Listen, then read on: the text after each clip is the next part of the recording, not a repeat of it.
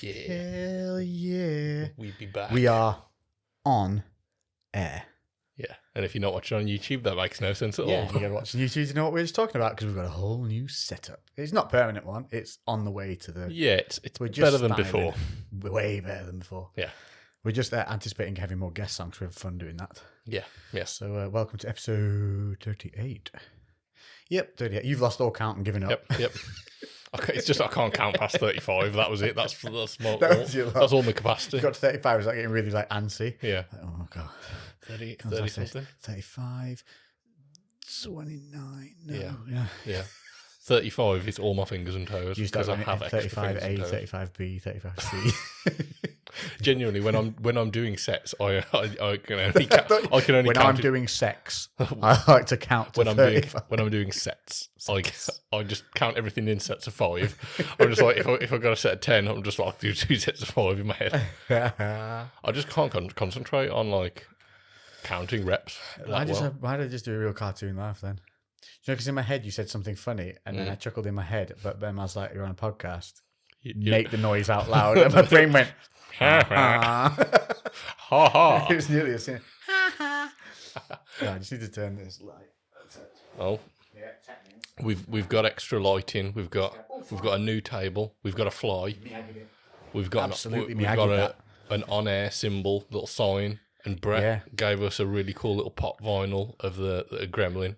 And he's just called Flashing Gremlin. And he's at the front of the desk. So now we have room. We have a little sign. We're going to get the CREWCast sign, something made up here. Yeah. Someone was going to make us one, but I don't know what's happened with that. No. Might chase it. Yeah. But if people offer to do something for me, I'm like, that is really nice. Thank you. Yeah.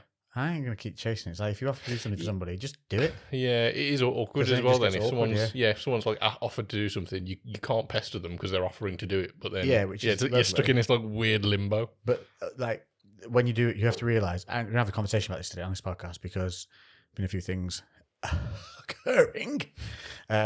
Just things like, we'll get into it. But yeah, if you offer to do something for somebody, understand that when they say, "Oh, that's amazing, thank you," they're then not doing what they were going to do because they're now counting on you. Yeah. Even though you're doing it out of goodness of your heart, that person is now counting on you to do it. And if you don't, you'll just knock them back from their plans, and it gets a little bit meh. I think it's just that this should apply to everything. Is if you say you're going to do something, do it. Just fucking do it. Simple as that. Do it. We're going to crack on and get the crew chest open soon because my ice is... Yeah, the ice is gone. It's the heat from me. Too much, but we have sound thingies on this. We're recording on a Zoom H8 now, and we need to put jingles on. I got a message though. Yeah. The Late Night Legacy crew. Yeah. Got in the sound studio the other day. All right. And in the final sections, he said he may or may not have just done a little quick jingle for us. Oh, that is so cool. So we shall see. Nice. We shall see. That's awesome. Yeah. So that's Ryan who's done that for us. But I said to him, come down and be on the podcast when we play the jingle for the first time. Yeah, that'd be sick. Yeah. And he said, yeah, down for that. So that's cool. We just need to figure out how to do the jingles. So in the meantime, though, we have the usual. What's in the podcast? Crew chest today. So we have got Burnt Ends blended whiskey, a small batch whiskey, which is a peated sherry finished single malt scotch. I do like the sherry finishes. Yeah. So the fact that it's a sherry finish is going to be really nice. Smooth Tennessee whiskey. You see, and immediately you want to go smooth Tennessee whiskey. So I feel like a whiskey night tonight. Yeah. Do you know when you just feel like rum was last week was definitely a rum mood. Yeah. This week's been a little bit meh. Yeah. And that's a whiskey week for me. It's like fucking sit down, have your whiskey, nice little bit of a cigar, reset yourself. Yeah. That's what we're doing today. Do you want to talk about the bottle? Because this is a sick one. So it's similar to if not identical. I think the actual base bottle itself is exactly the same 173?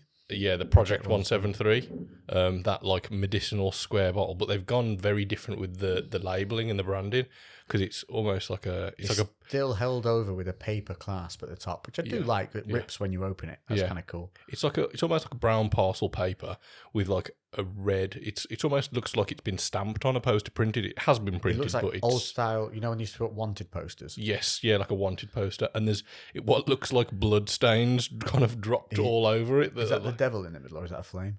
It's a skull with horns that also kind of resembles a flame.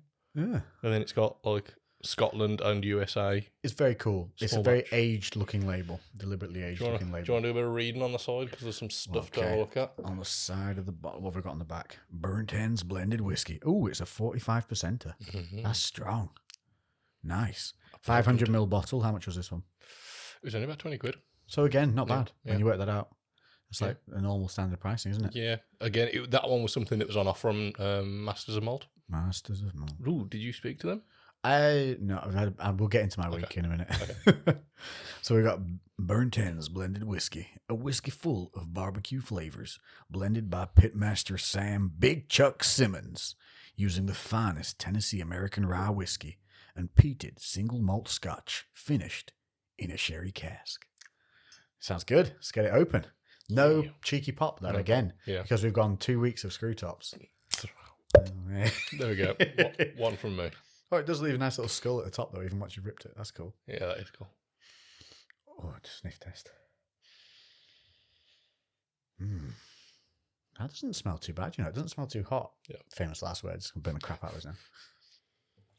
I expected it to be a bit fierier than that with the whole burnt ends thing. Yeah. But maybe it's just a nice, deep, smoky flavour. It does have like a barbecue-y smoke. It's almost got like a sweetness to the smokiness, like a barbecue sauce. I know that sounds a bit weird, but like I can kind of smell. I can tell this was put together by a pitmaster. Yeah, go on. Right. Glug or pour. Well, you get a choice with this bottle, don't you? Yeah, So if you turn it one way or the other, you get different sounds. I'm going pour. Actually, no, I'm going glug. I go glug. Last time such a good sound. Such a good sound. I've been more reasonable with my pour there. That's a bit more human. Yeah, that's still probably a triple, but Ooh. Let's have a sniff of this. I can see what you're saying. That barbecue smell. yeah, it's got like a sweet, smoky flavour. It's definitely sweet. It's definitely smoky. Are we going to let that cool for a second, or are we going straight in? Well, my ice is literally going to be disappearing in a sec. I'll just fuck it. We'll just let. We'll give it a minute. Yeah. This week we've put some questions up, so we're doing Q&As back at the end. So we'll definitely do that.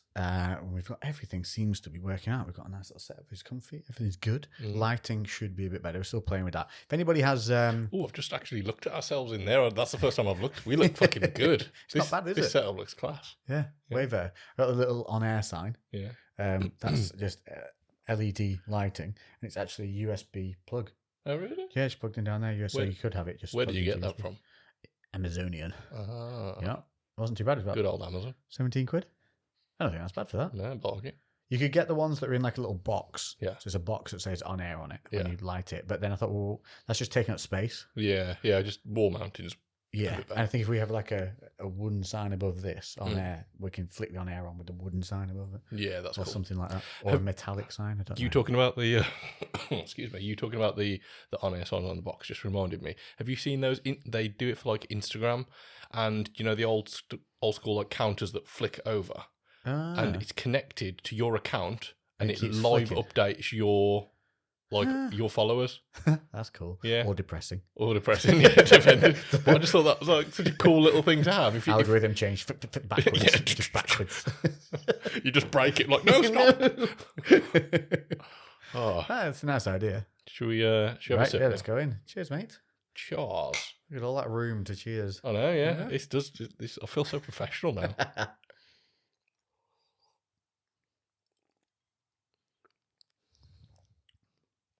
Oh, well, not a lot of sweetness on the front of the tongue. Heat coming over the back now. Chest warmth immediately. Heat coming from my chest up. I've got more of that smokiness like after. Way more smoky. And there still is like that little. What is that at the back? It is like sweet, but there's something there. Sweet smokiness. That's hard. I don't even know. I wanted to say a little meaty. Yes. Yeah. You know, like an aftertaste of once you swallowed a steak. Yeah. Try again. Second sip. Round 2.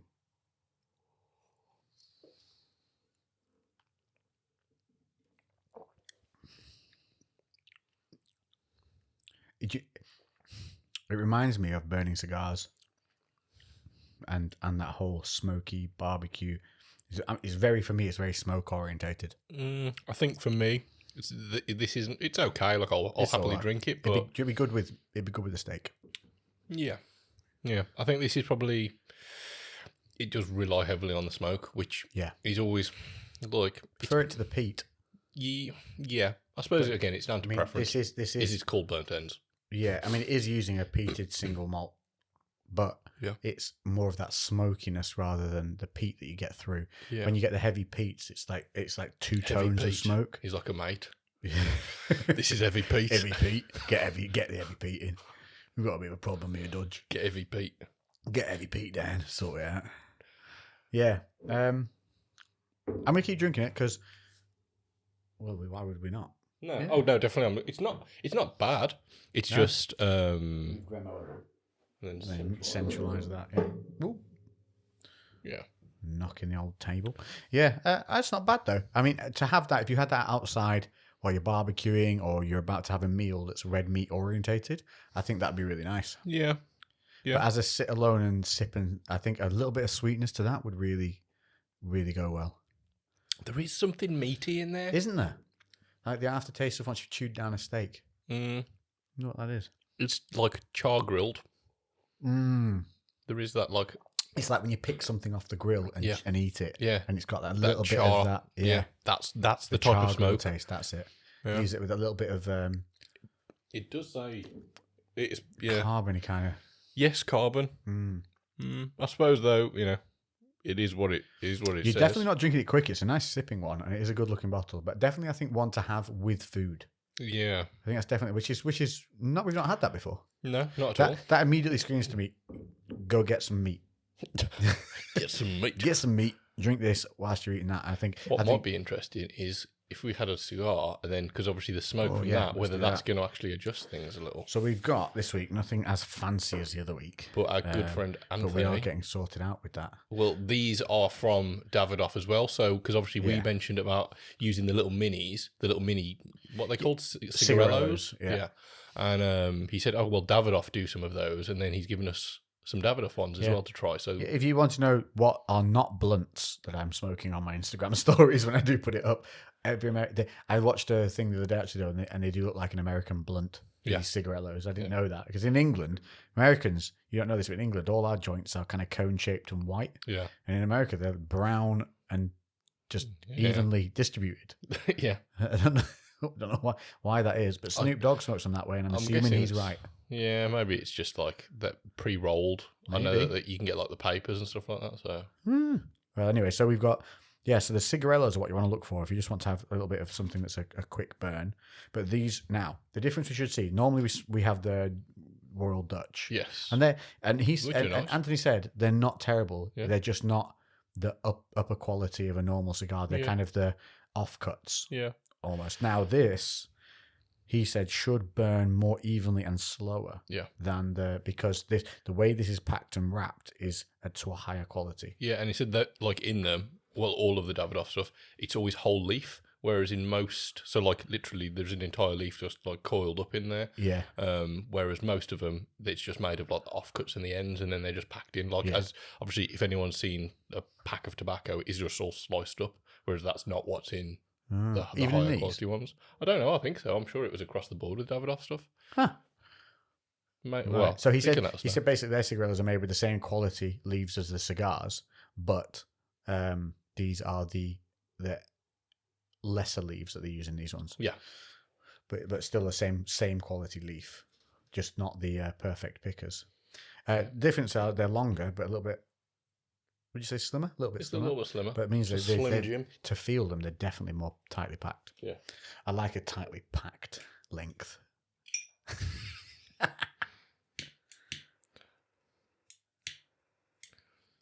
Mine's got a bit of a curve to him. But as well, that's one thing you could tell because they're all hand rolled, aren't they? Well, the draw on those is harder. Oh, really? Yeah, considerably. Because he said that they're all hand rolled, so they're not perfect. They do have like a slight bow to them, and again, same as on the others, you can see the leaves and everything. It just is very different. That is way different. Like you'll notice immediately when you try and light it. How much harder that is to pull through. Is it's so much more tightly packed. Wow. Oh yeah. Yeah.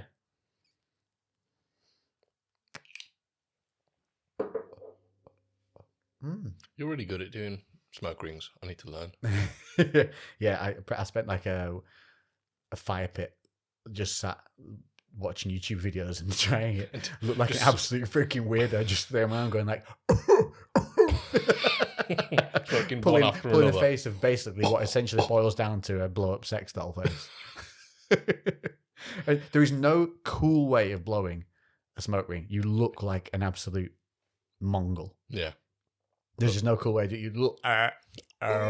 Is what you shoot you. But yeah, it's nice though. Yeah. Give us a smoke ring. Let's see it. No pressure. There you go. 4 of them. So like you do a chimpanzee impression. Suit you. Yeah. So how's your week been anyway? Really good, actually. We're rocking into the old October, coming into that closing in of the winter months. Yeah. It's been the best week in a little while, to be honest. I'm feeling considerably better. Back to work. Antibiotics have kicked in. Yes. So yeah, feeling a lot better. I've actually had a couple of training sessions. They've been very gentle, but it's nice just to be moving again. Yeah, pretty much. Just not picking them up, just looking at them, standing very close to them, and hoping reacquainted. Yeah, just thinking about lifting weights. Yeah, just back. There's been a lot of catching up to do this week for me. But good. Like, you know, things. It just felt a little bit more like normal because the last few weeks of being ill have been so abnormal, and just like I felt like people think like having time off is like a good thing, like you want to do nothing. It's terrible. And yeah, I makes hated me it. lazy as shit. Yeah, I hated it. Yeah, that's what I want to say is that it's been really hard for me to get back in a rhythm, especially with so for people that don't know, I've had to. Mum is currently got my mama bear back down here to live with me for the next few weeks as she recovers from. She's post-op at the moment. Had a full old hysterectomy. Yeah, it's a big op. Which was a big one. Yeah, basically hollowed her out. She's doing really well. Yeah, she's in good spirits. She's very tender. Yes, I can imagine. She can't lift anything. Can't even lift her own handbag. Really? Yeah, any stress on the core. Yeah, like just no. Yeah, absolute no go. So my sister was with her for the first few weeks up in Manchester. Then I went up for a few days with her, and then she felt good enough to travel in the car. We took the longest motorway, smoothest way around we could, and so she's here for a few weeks. Gets her out of the city, gives her a bit of a country vibe. Yeah, and but that basically took all my mental energy. It shouldn't have done. Yeah, because she was fine. Yeah. But it's still stress, isn't it? You know what I mean? You're always wanting to make sure she's looked after and everything else. So, and obviously trying to juggle everything else, it's hard. Well, here's the weird thing: is I'm playing catch up from being sick. Yeah. And then by worrying about having mum here and me getting the work done and thinking how much time I'll have to get stuff done, I spent more time worrying about that than getting fucking work done. Yeah. Because I was prepping to try and get work done and get mum here, and then actually got no fucking work done. Yeah. And this is, and I just wanted to state this, absolutely my own fucking fault. Yeah. Like, it was a bad judgment of timing. It was a bad judgment of time, use of time. I just generally overall just overwhelmed myself for no good fucking reason whatsoever, and ended up burning days and achieving nothing. Yeah. I heard a quote the other day, which was really good, and you will have heard it too. And it was, I'm not going to spend my time prolonging my days. I've not heard that. You should have done. It's in a film you just watched. Right. Yes, actually, yeah, I know. Yeah, I remember. I'm not going to spend my time prolonging my days. I'm going to spend my time living them. Yeah. Yeah, right at the end. I'm going to get that tattooed on me, I think. Yeah. Yeah, it really resonated with me. Yeah. Because we've both been to sea.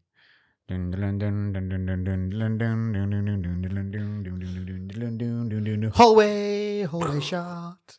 I still think it's really cheesy. I love it though. And when there's the little nudge to it in the movie, that genuinely made me love it. Yeah, but it was like that one was way better than like the hallway. Like yes, because when they did it out loud, I went, "Oh, very clever." Yeah, yeah, just out loud. Yeah, I loved that. Genuinely, like, landed with me. Yeah, but what I thoroughly enjoyed that movie. How are you rate? Okay, firstly, how would you rate the new Bond out of the Daniel Craig Bonds so far? I think it's one of the best. Me too. I think it goes back to the original way we saw him. Yeah, and I like that. Yeah, I think a lot of it. They got caught up in the new Aston Martins in some of the chase scenes and things like that. And if you watch the trailers, you can see he's not in the new ones anymore, which immediately takes us back, gives us that heritage feel, doesn't it? The old Astons, the way they look. Immediately, and you're comfortable with what you're about to watch. Yeah. I felt that. Like a lot of the Bonds in the past, you can really heavily see the branding that they're trying to put on there and stuff like that, which it's almost a couple of Nokia scenes in it. Yeah, and like sometimes it's been too blatant and it's almost breaking the fourth wall a little bit. Yes, because you're like jarred out of it and you feel like you're watching an advert for a second. Yeah. And like obviously this one still has a bit of product placement, as pretty much every film has. But what did you notice? I noticed. Go on, say what you said now. See if there's I don't know whether this would have been product placement, but every fucking Land Rover got fucked up by that Toyota. Didn't it just? Toyota old ass Land Cruiser fucking up Range Rovers. Yeah. So I was like, I really like that. Yeah, I did as well. But I was like, I don't know whether like Land Rover was going to enjoy this. Yeah, I don't think that was for them. Mine was Coca-Cola. Yeah. In Nokia. Yeah, I saw the Nokia ones. And was it watch? What was the watch? Was it Breitling? There was mention of it, but I don't know watches that well, so I don't know. Don't wear watches. I can't read time. Oh yeah, it's a freckle past a hair. That's what the time is. If somebody asks me, I look at my phone. Have you ever worn a watch? Yeah, I have in the past. You just don't like it. I feel naked without a watch. I've been tempted to get back onto watches, but I've had a long time being watch free, and I like the aerodynamic. You're naked. You're naked. No rings, no watch, no nothing. Easy to get me through a metal detector. Yeah, it's hard enough as it is because I'm brown. So gotta make it simple. Your tattoo has a band on it though at the wrist point where you would wear something, so it's almost inked in. Do you know that's what I got fingers done? Is now if I don't wear any rings, I still feel like there's something. Yeah. It's weird, isn't it? But I don't think I've. Oh, actually, I did used to wear a ring when I was younger. Don't know why I stopped. Probably got sausage fingers. Was it a silver ring with black detailing on it? No.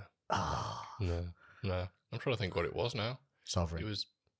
No, I never had a sovereign. I wanted a sovereign when I was a young chap, but I nenever got one. Yeah. I'm glad that I didn't. When I was a young chav. Yeah. When I was a young chav boy. And I was a young warthog. Oh. Yeah, I think you can get away with sovereign now and not look chavvy though. Yeah, you can rock them out quite well. Yeah. You can essentially get what you got around your neck in a ring. What is that? Medusa. Is it actually? Yeah. So it's not St. Christopher as most people will think. No, yeah, exactly. Medusa. Yeah. Why? Just because I thought it looked cool. Oh. Same as I get. Same reason for everything else I get. Because I think it looks cool. Ooh, they're spicy out your nose, aren't they? Mm. Some potency. That is nice. Have you? And look how much slower that's burning as well. Have you had a sip since you've smoked? So I've just done. I'm not putting the cigar up my nose again. I'm telling you that for free. Put your wallets away. I forgot you did that. Okay, let's try the whiskey now. I actually think it tastes a little bit better. It tastes a little bit more peaty though. It's like taking. That is definitely more peaty. It's taking away the smockiness, the schmock in a pancake. That makes me like it less. Oh, really? I don't like peat. I don't like it. I don't like that. What's Pete ever done to you? I fucking Pete, man. I don't know. He's not my cup of tea. Heavy Pete. He's not my cup of tea. I need that, which is weird because that's the Tennessee whiskey, and they're normally quite sweet. Has that gone out? Yeah, I have left it a little while. Yeah, you did. Yeah, I don't know. Yeah, I'm meh about that. I wouldn't be buying that again. But if you like your peaty whiskies, in terms of the smoothness, it's nice. Doesn't burn, goes down easy. If you like the smoky aftertaste of whiskies, that's one definitely for you. But for me, I'm a bit more along those sweet lines. That honey, a little bit of honey taste and a little bit. I could take or leave that definitely. Looks cool though. Yeah, it does. I'm looking forward. Oh, I can't say which one. I was going to say. What's next week? Yeah. We've got two good ones coming up. Yeah, I'm not good at planning work, but we're good at planning what drinks we're going to have weeks in advance. Yes. Yeah. Well, we normally, recently we've been buying like batch buying, so we'll grab like a couple, so then we don't have to think about it every single week. But then we kind of just pick on the day which one we're going to be going for. So definitely, I like doing that a little bit more. Well, speaking of work, before we get crack on, you'll be listening to this on Monday. It'll be the final day of a flash sale on My Protein. Oh shit! 65% off, but if you use code LexFitness, you'll get an extra 32% off on top of that. I saw some of that, like the bags of Up Impact. to 65% off. Yeah. Yeah, I was looking at like the bags of Impact Whey were like selling for like nearly under £7, and they were like saving 30 odd pounds. It was fucking ridiculous. It's just a flash one, so get on it. If you need to stock up now, do it now. It's only on until today, which is when you listen to this. Yeah. And Lex Fitness, code Lex Fitness on top will add 32% more off. Yeah.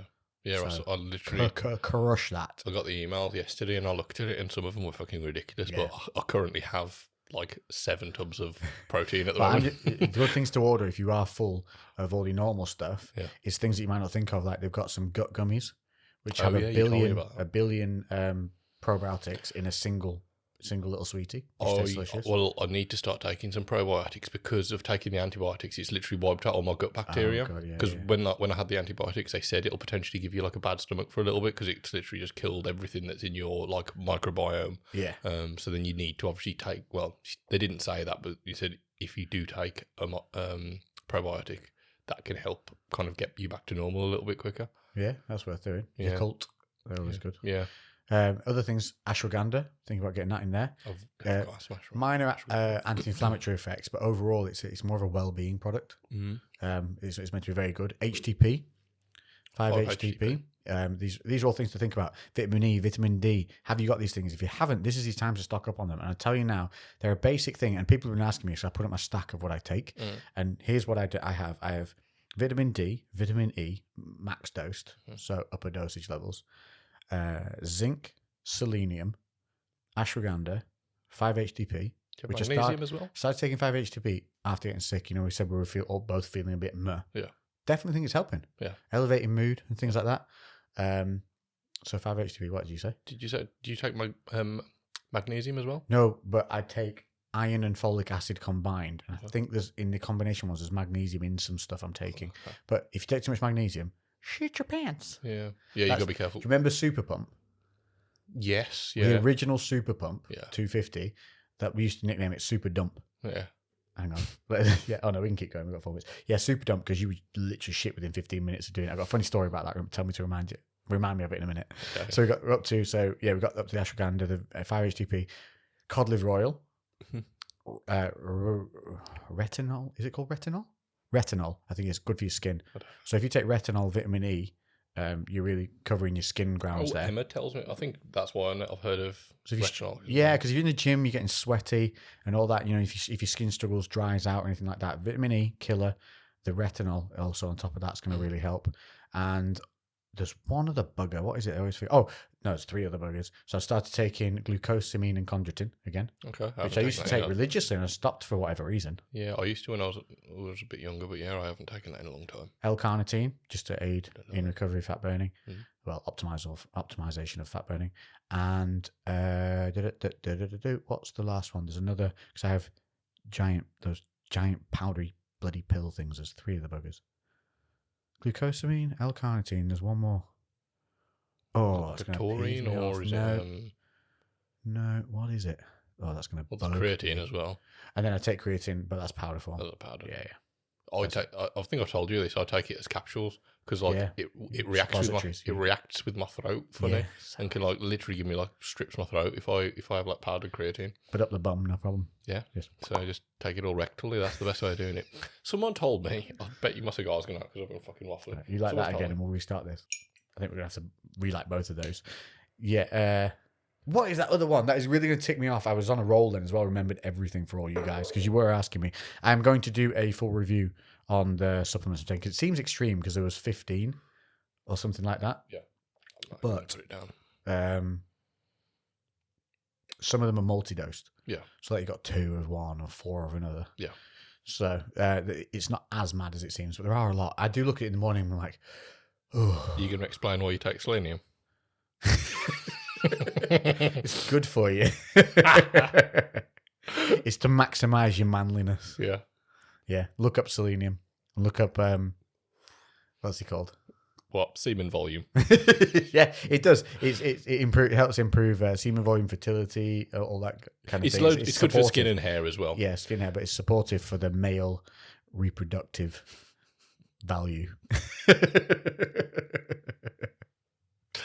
Oh, love talking about all these awkward things publicly. Yeah, which makes it really funny. I don't know what that. When I find out what that bloody third thing is, I'll tell you guys. Maybe it's just that I take 3 of those tablets. Do you take boron? Borat. Boron. No. Something for hormone regulation. It's like good for testosterone levels. Well, really? Yeah. There's something else I heard about the other day about something that was weird. Oh, that was that thing that you looked into. That weird. It was like a wax. No, not a wax. Oh, Shilajit. What? Shilajit. Yeah, maybe. And it's like that's folic acid. It's like extracted from mountains. Like they used to find it, like monks used to have it, and it's this like black tar like substance that's secreted from rocks on like certain mountains, and it's basically plant matter and stuff like that that's decayed over thousands of years and then just like turned into this resin and then like seeps out the rocks, and it's like got loads of like good shit in it. I don't even know the science behind it, but I've tried Shilajit as well. But yeah, what's it called again? Shilajit. Shilajit. Yeah. Apparently, though, it's starting to gain a little bit of momentum now. When more people are starting to use it and seeing actual good effects from it. Yeah. And there's more studies being done on it. It's becoming quite popular. It's like it's almost the new CBD. It's kind of that like natural. What do they call it? Like a panacea, like a cure-all. Like I know, obviously, that's got negative connotations with old like snake oil salesmen that are just like, it'll fix your gout, it'll fix your limp dick, it'll fix everything. Yeah. But I think like there's definitely you can use it in like higher doses and you'll feel like an acute energy benefit. So in a similar way to like caffeine, that's but always nice. It's not a jittery energy like you get from caffeine, but you do have to like go quite high on the dose. But I ordered some about a year ago I hadn't heard much of it. It was like it's a lot more popular now because I've seen quite a few brands that you can like buy on Amazon, I think now.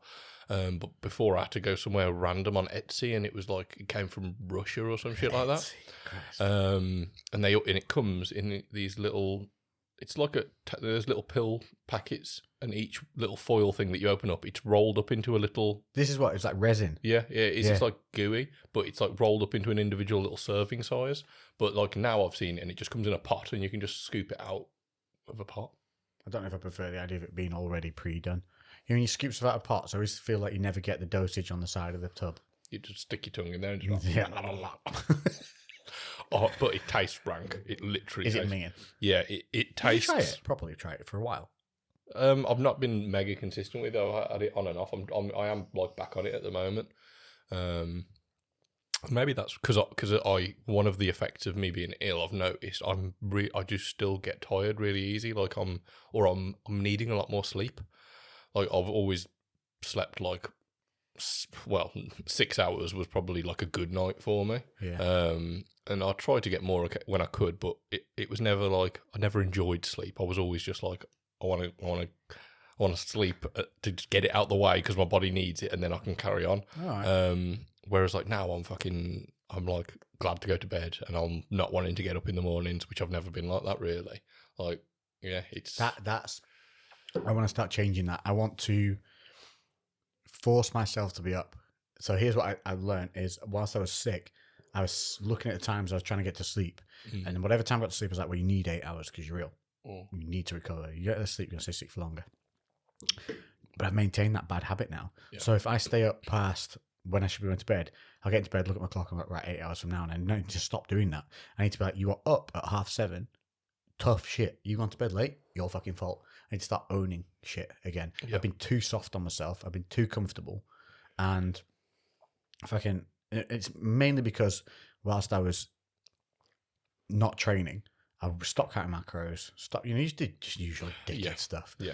And I've just been lazy. I think that's just important. Lazy on the mental side. It's important to talk about that though, because we in the past we've spoken a lot about how to be more productive and get the most out of your day, how you can fit in fitness and exercise as part of a regular lifestyle, even if you've got family, friends, social life, business, whatever, like all these other shit that we try and balance.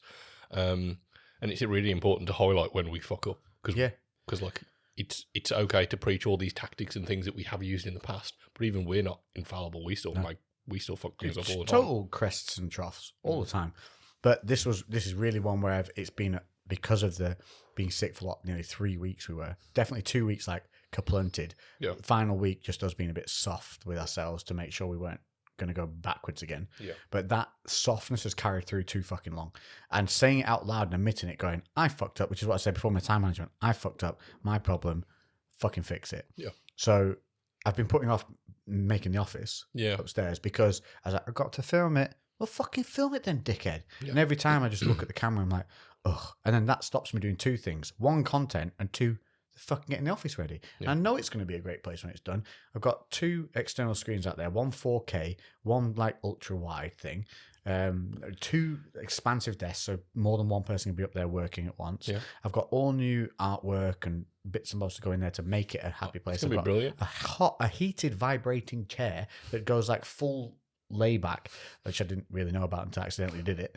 And so I have all these reasons to get it done, and one reason not to. Yeah. My own lazy assness of not just prepping the time to get it fucking done. Yeah. Stupid. Yeah. It's fucking stupid. I am being my own anchor. Yeah, it's so easy to fall into that trap, isn't it? And also, like, when you feel like something's going to be a bit of a big task and you postpone and postpone, it's so easy to procrastinate, isn't it? And I've been guilty of it, and I think this week is where I've really like multiple things. Like, there's been a couple of jobs with the bathroom that I've been dreading doing, for weeks and weeks and weeks, and I've been thinking about them while I've been ill. And then as soon as I had a day like I think it was Saturday after we recorded the last podcast, and I felt good, and then I literally went home, had some food, and then I just cracked on with all the tasks that I was not wanting to do, and then I got them done, and then I felt so much better. And they weren't even that fucking bad. They genuinely weren't even that bad. That's it. You build them up in your head to be... Do you know what I've equated it to? Yeah. Getting punched. Yeah.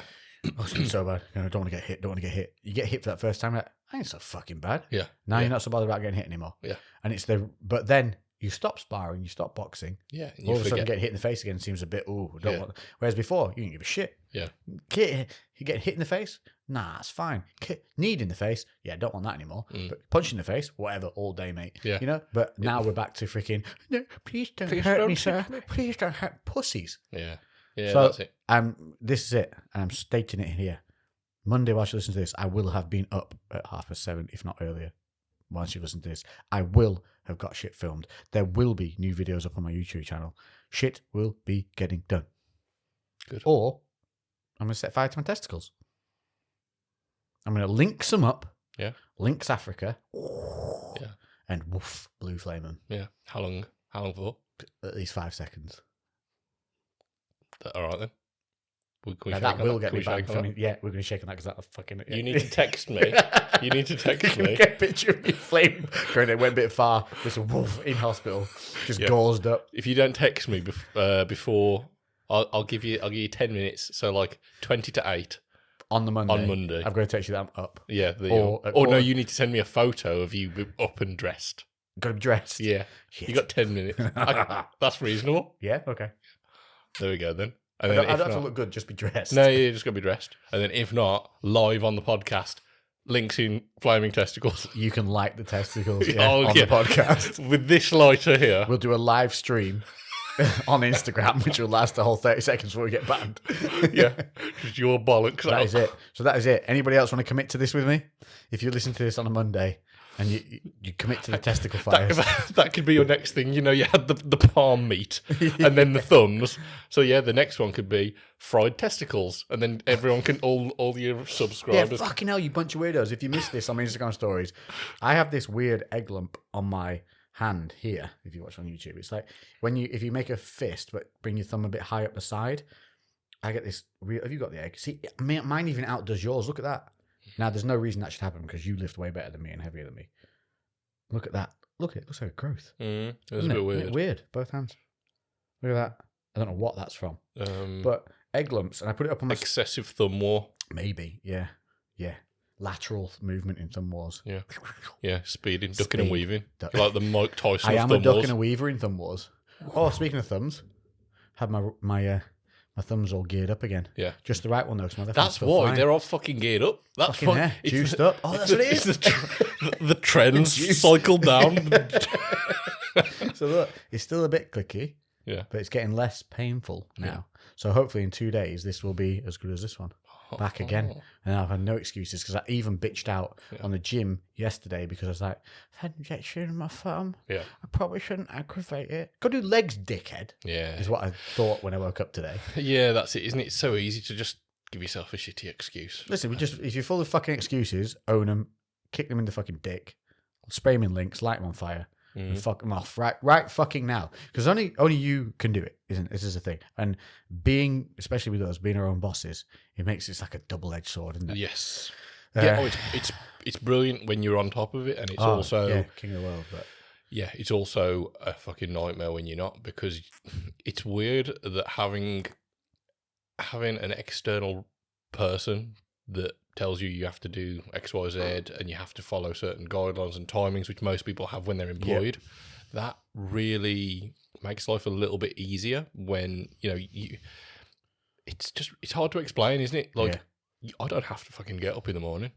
No, I could just stay in bed all day if I wanted, and the business would still run. It wouldn't run great, but like I could do fuck all. Yeah, like I have done fuck all basically for the last 4 weeks because of being ill. Yeah.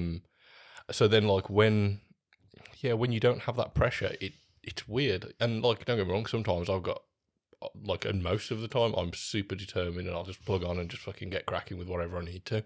But yeah, sometimes when you do have these wobbles, it's really it's easy to just become a lazy bastard. You just spin out. Yeah. I almost turned the Xbox on. I turned mine on. I turned it on, but I got on there, and it was doing. And luckily, it started updating. Yeah. And I was like, "Yeah, I'm out." But that would have been a downward slope, because you were on about, what was it you were on about? BioShock. You said BioShock. I went and searched Fallout immediately, because that's we have talked about Fallout in the past as well. How up I am on gaming. Yeah, I went straight to Fallout. Well, to be fair, and then I had a full conversation with you about Fallout, thinking I was talking about BioShock, and you were like going, yeah, Fallout's all like this, like that, and I'm thinking, it doesn't sound like the game you described it before. And then you went, but that BioShock, I went, oh, for fuck's sake. 2 different games. Yeah, so in terms of being up on games, both of those games are like probably 12 years old now. So I don't think they're old games. But I bought 2 games recently. I bought Cyberpunk. Disappointed? Yeah. Oh, really? It's still fucked? Shit. It's not fucked, but because it was so buggy so I think it's better if you have it on PC, but because it's so buggy because of everything that they tried to do, they've just had to cut loads of content out of it, and so the AI is terrible, they don't really interact or anything like that, and obviously the whole thing was, it was this massive interactive world that was like a live world. Yeah, it's not. It's like like GTA 4 with Nico Bellic. Yeah. Remember, like that world, and the AI is more interactive. Generic as fuck. Yeah, unfortunately, it might be different on PC. What a fuck up! Yeah, and Keanu Reeves must be pissed. Yeah, it's okay, but I really wasn't that interested in it. I did have a crack on it. What I have just started playing, because it came out on Friday, is called Back 4 Blood. Did you ever play Left 4 Dead? It's the zombie game. You're playing like a team of 4 online, and it was just you had to get from A to B, but there's just fucking swarms of zombies. So yeah, Back 4 Blood. Basically, if I remember right, the studio that made Left 4 Dead, they separated or something like that, or the parent company dissolved the company that made it. Yeah. And then basically the original team has now regrouped to create this thing that they can't call Left 4 Dead because they don't own the rights to it, but they've created the exact same thing as Left 4 Dead and called it Back 4 Blood because it was Left 4 Dead and this is Back 4 Blood. Brilliant. And the game plays exactly the same. It looks exactly the same. Is it an online game only? You can do it you can just play on your own with like AI. It's just running away. You've just got to get from basically it's overly simplified, but you've got guns, you've got like all different guns that you can level up, machetes, all kinds of stuff, and you've got to get from A to B, but you're just getting attacked by swarms of zombies at sprint and the special infected. Do you feel like the zombies are making a comeback? I started watching Walking Dead again recently. I didn't realise it was still being filmed now. Is it? Yeah, mate, they're not even through the final season. I thought, I've missed whatever. I started watching it up to like season, I want to say 8. A while ago, and then it just popped into my head, and it's because I watched something else came up, like Walking Dead or not Walking Dead, idiot, that's what you're talking about. The what was the main one that was out last time? World War Z? No, the other ones that are by Roman. No, not Roman. What's he called? The guy that did the series, the director of the movie series, series of movies. Is it called The Walking Dead? I don't know what the fuck you're talking about. Zombie movies. Brains. George A. Romero. Was that George R. Romero, who did like Dawn of the Dead, Land of the Living Dead. That's it. Land of the Living Dead. That's the one. Okay. Yeah, those. And they did the whole thing, didn't they, where they could walk underwater and they got smart. And that was Land of the Living Dead, wasn't it? That started popping up on stuff again. It's suggested. I was like, zombies coming back. Maybe Halloween because that's coming around. Yes. That's why. And then popped in and like, Walking Dead. Oh, yeah, I got up to that. I wonder what happened at the end of that. Wanted to go on. Still fucking going.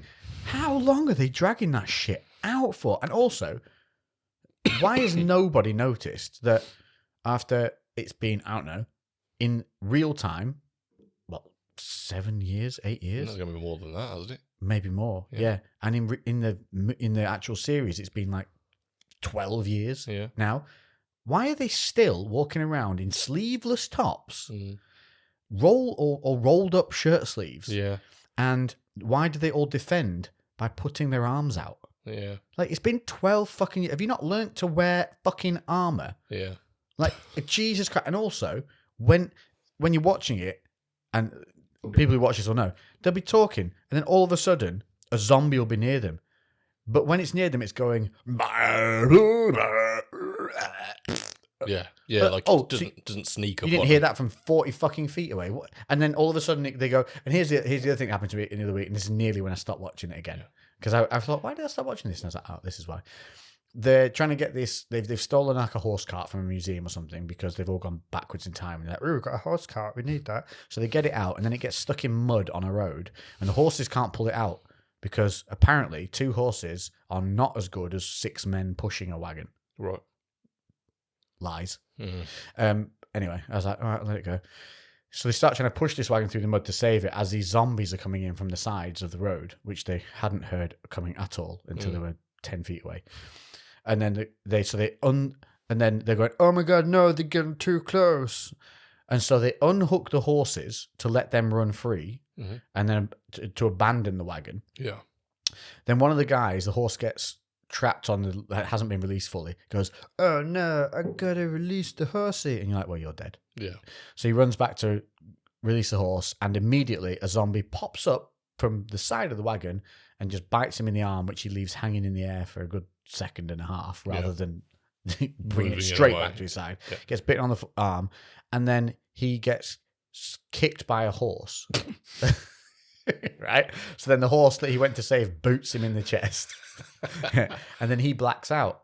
Then when he comes back to, all of the zombies are dead. Yeah. And all of the people that were only there before are the only people still there.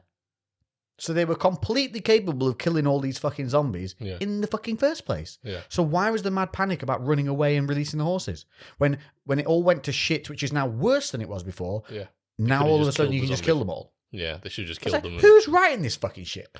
Yeah, I think they definitely ran out of ideas. Because Emma's been rewatching it, or I don't know where she is, but she's quite far in. Because I was just like, didn't they used to be a bad guy? And they're like, yeah, they're good now. Yeah. Yeah, he's not. Well, he's just his view on the worlds have changed, but he's still. Negan's my favourite character. I don't know. I literally have not. I've caught glimpses, and I was like, oh, what about them? Have you not seen the bit where he executes? Yeah, I saw that bit. Yeah, that caused uproar. I know. I saw that bit. I think that's about when I stopped watching it, to be fair. That was the best season. And I was like, what about this person? Oh, they're dead. What about that person? Dead. Dead. I was like, is there anyone left? And they're like, oh, you got Carol and Daryl. Those are the only ones from the original, I think. I don't know if there's anyone. Well, is anyone left? Rick's not dead. He's gone. Yeah. But he's clearly going to come back at some point. You reckon? Make a cameo at the end. Oh, right. Yeah. 100%. And then another woman, is it Carol? The main there's one? Carol. It's Carol, the old woman. Yeah, she's the one who used to have really short hair. Now she's got long hair. And then there's Daryl. A really bad wig. Daryl, obviously, because he couldn't ever do anything different. No. He's stuck in that role. Yeah. He even advertises the games. He's the one they use to advertise the game. But there's the other woman. He's in Blade too, isn't he? He's good. Is he? Yeah, you know, the one who betrays Blade. He's the one who takes over from Whistler. Yeah, you're right. Yeah. And he's just like, what does he say? He's just like, you're messing with our operation. And then Whistler's just like, our operation? I built this operation, you ass wipe. Yeah, you're right. Holy shit. Yeah. He's good. And he's got the same hair and everything. Yeah. That's all he is. Yeah, that's just him. That is just him, isn't it? I don't know what his name is, but yeah, he's just Daryl. Probably Daryl. Yeah. Yeah, so he, there's another one in it she was the leader of the Hilltop place for a while. Well, she actually left the season because she wanted more money, and they went, no, you're not getting any more money. So they didn't renew her contract. Yeah. She then went off and did some other thing, failed after a season, and then came back. Oh. Yeah. She's come back and she came in halfway through series. Probably getting paid less than what she got before. 10. Yeah, she comes back in because everything goes to shit. It's so weird that and people in it are so dumb as well, which I actually believe now after being back out in the open world. People are fucking stupid. Yeah, like dumb shit. Like you're in a world full of zombies. One bite kills you. Everything's over. One zombie gets in, or there's a breach in your walls. Everything's over.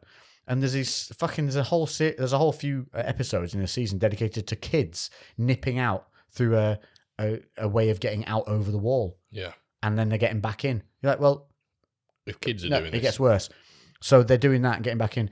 It turns out that the watchtower knows how they're getting in and out. So I'm like, oh, so you're fully aware of the fucking breach in your walls. Bearing in mind, you've got zombies. Okay, they can't climb, but you've got all these other motherfuckers coming in, the whisperers and everyone trying to kill you. And you're well aware of a breach in your walls and you're doing fuck all about it other than keeping an eye on the kids. Yeah. I'm just like, it makes me irritated. Yeah, I think that's the thing with a lot of films. When people do silly shit that then obviously leads to progression in the story, everyone knows. You're just like, why the fuck are you doing that? Yeah. And it's really rare that you'll watch a film where people act kind of realistic and you're like, oh, thank God that person's not an idiot. Doesn't it if they'd just seen him going out and being like, motherfucker, we're blocking that off straight away, I'd have been like, yeah, of course you fucking are. Yeah. But instead, this dappy, she's a shit character anyway. I don't know who she is. She's just this like plain Jane looking girl. Maybe, or she's the lesbian for a little bit, just to statistic fit or whatever the fuck it is. Yeah. She's fair. It's real life lesbian look, not porno lesbian look. Yeah. Yeah. So disappointing from the get go. And she's the lead of like this watch town. She's just moody constantly. Mm-hmm. And I'm like, this is your one time to be moody and be, oh, there's a breach in the fucking, what are you doing? Moody, fix it. Mm-hmm. And she just doesn't. At least stick with your freaking character trait. Yeah. Anyway, so I'm. Are you still watching it though? No. I was going to say, I was only trying to watch. And you're like, yes, it's got good actually. No. I was trying to watch it because I just wanted to see what happened at the end, and when I realised that it's actually the season I started watching now is not finished. Yeah, I just don't care. They're just. Honestly, there was episodes where I fully just hit. You know, when you watch it in slight fast forward. Yeah. A good 10 episodes out of 2 seasons, I did that too. Wow. Because all it does is this same rigmarole of, here's a little happy moment, family time again, back to the dark dream world, she's out killing zombies and now she's with her kids again. Like, this is going to go on for a while. 4 minutes, mate. 4 minutes that went on for. Like, we get it. Yeah. She's got a torn lifestyle. Yeah. Oh, what a new world they live in. Yeah. Like, I don't care. The Negan storyline was the best thing they did, and I think they peaked in absolute. There's no way there.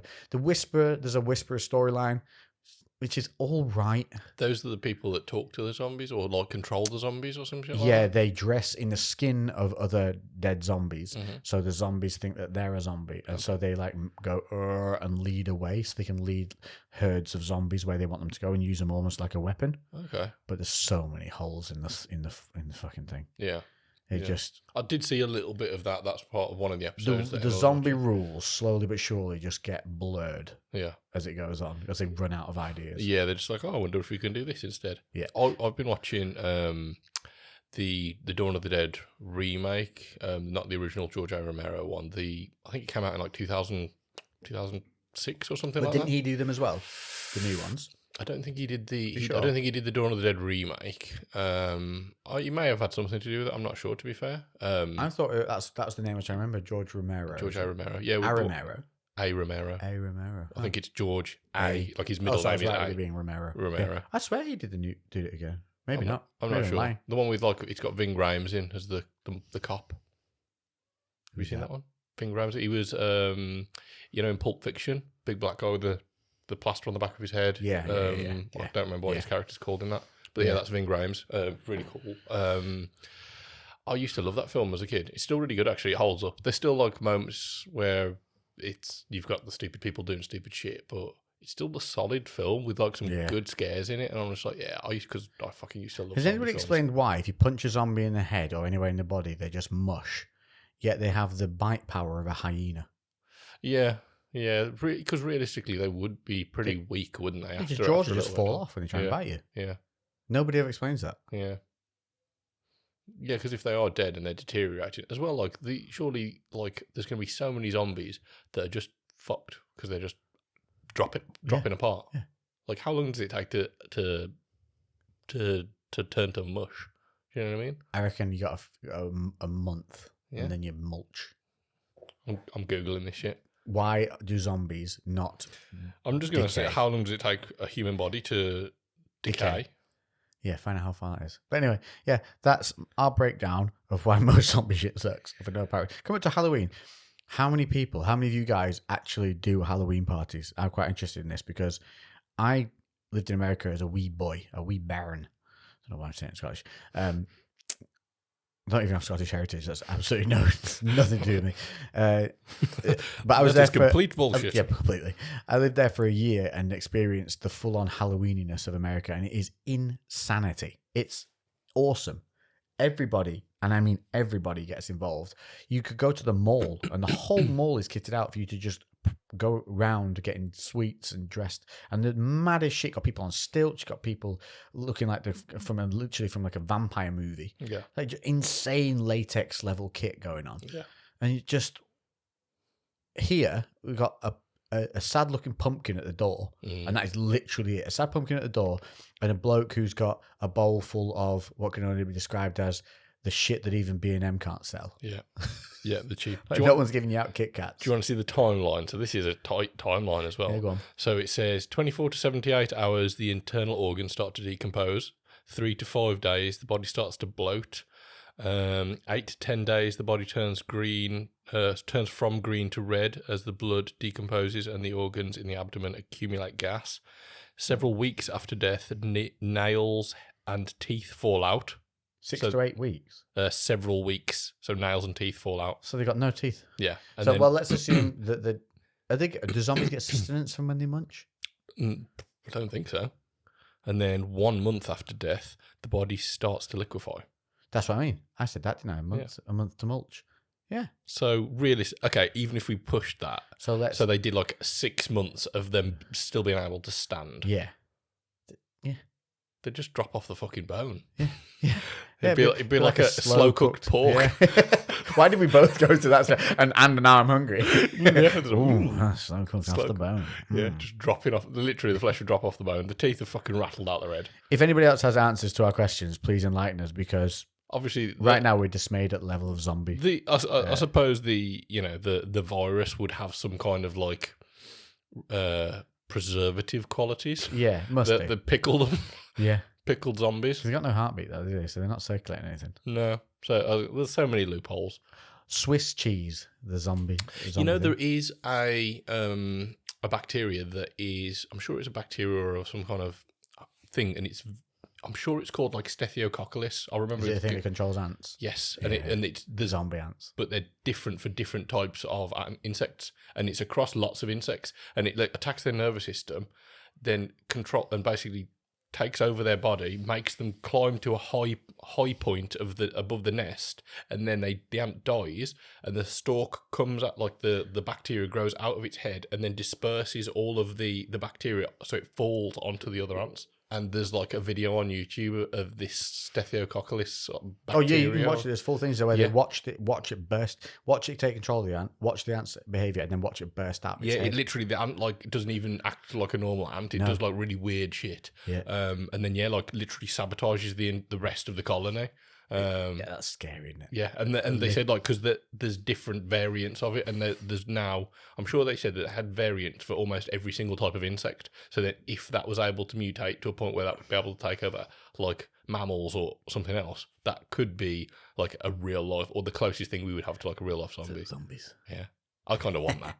I know it's fucked up, but I kind of want that. You want a zombie apocalypse? Yeah, I just think you reckon it'd fare quite well. I think I do all right. I'm better than average, at least. Yeah, you're quite handy. Yeah, I think I do better than average. Stuff. Yeah, like obviously, the thing is, like I've thought about it a lot, and I think it's just, especially in those early days, it's so fucking luck of the draw, because you could be the most well-equipped person, and the outbreak happens near you, and you just get bit randomly because you don't know it's even going on. You're just going about your day, and then some fucker just bites your arm, and you're like, "Oh shit, that's me fucked." And what do you reckon? Do you reckon we get the screaming, running zombies? I think if that was to ever happen, you'd get screaming, running zombies for the first few days. Yeah. Well, while As people they were kind of- fresh. yeah, fresh. And then they would slowly start to deteriorate. But then the tricky thing would be like a month in, you'd be used to all these slow ones. And then But someone somebody new. who's got bitten fresh is going to be fast. So then you're like, oh shit. Yeah. So that you'd always have that wild card in there. You might get, you get a fresh one. See, we've already written a better storyline for the series of movies. 28 days later, though, Danny Boyle film. So in 28 weeks later, the reason it's 28... Worst film ever. It's not a great 28 weeks later, but at least they've got the premise of that is the time that the zombies are fully deteriorated and they're no longer a threat. Yeah. And so they were literally going in and there was just piles of mush on the floor. The zombies died out. They had their span, which whatever 28 weeks is like, what's that? 28 Days Later was legitimately, in my eyes, a groundbreaking zombie film. It was brilliant. amazing, and it was done on a budget of like 200 grand or something stupid. Yeah. Brilliant. One of Cillian Murphy's first films. Yeah. And then it's fucking brilliant. 28 weeks later is an abomination of camera work. I think there's a couple of scenes in there that I really like. There is the scene with what's his name from Full Monty. Oh, hello. I apologise. That was a big one. What's his name from Full Monty? Yeah, I know who you mean. You're thinking of the guy from Trainspotting as well. Yes. Same guy, isn't it? Begbie from Trainspotting. I don't know his real name. Nobody move. Yeah. Which one are you? Which one are you? What is it? Which one are you cunts? Yeah, Glass this wee lassie. Glass this wee lassie. I can't remember the exact line. It's no fucking cunts leaving until we find out which cunt better. Yeah. And then just starts twatting people. And it's just like somebody. I can't remember what they said, and he just goes, "Yeah," and then just bottles somebody. He was the most aggressive Scottish man ever. But anyway, what's his name? No idea. I can't remember what his name is. That's going to do my idea. But anyway, the scene at the start, I think it starts off really good, where they're in that cottage, and then obviously the breakup happens, and he has to abandon his wife. But there's a few scenes, the chase scene as well. There's one shot I still remember where the camera's attached to the zombie, and it's over the zombie's shoulder, so you can see the back of his head, but he's sprinting, and you can see him in the like the foreground, in the background, like running. But yeah, it's just it's well filmed, and there's a lot of pressure in that scene. From that point on, I do feel it goes downhill quite a lot, and the storyline just falls to shit. Yeah, the storyline's frustrating. Stupid kids. Yeah. Again. Yeah. Dummies. You're in a world where absolute terror has happened. And you're like, no, let's just go climb out over the wall. And how do they manage to just so easily escape? Oh, yeah. Like this. Literally, they don't even plan it. They just look and go, we'll go that way. Yeah. It's like literally the world has gone to shit, and then they've planned the most important military operation in human existence, and these two kids just walk out of there. Literally, they just go. They like duck behind a bridge. Yeah. And then they're free. Yeah, and then they're running around like lackluster, like skipping through the streets. Yeah, it's like die now. Zombies come and kill them. Get them out of this film. Yeah. Wow, we went on a zombie tangent. Let me tell you a funny story. Oh, go on. I was going to say, have you already started recording? Yeah. I was going to say, do you want to grab a different whiskey instead of finishing that one? No, we have to stick with it. Come on. This is the challenge. I'm having a little Take the good with the bad. All right. Why, what whiskey do you want? I don't know, just anything other than this. Oh, is it that bad for you? No, I would rather drink this than that, the Viking one. Because I tried drinking that again, since our palates have got a little bit better, really? The overwhelming peatiness in that one is, it's like, ugh. I think it's 12 something. You thinking a proper 12? No, that's garbage. Still over there. We actually abandoned that mid podcast. Yeah, we didn't. We just put that down and away. Didn't even finish the glasses. No. What was that? I don't know. We both had hiccups. Double flip.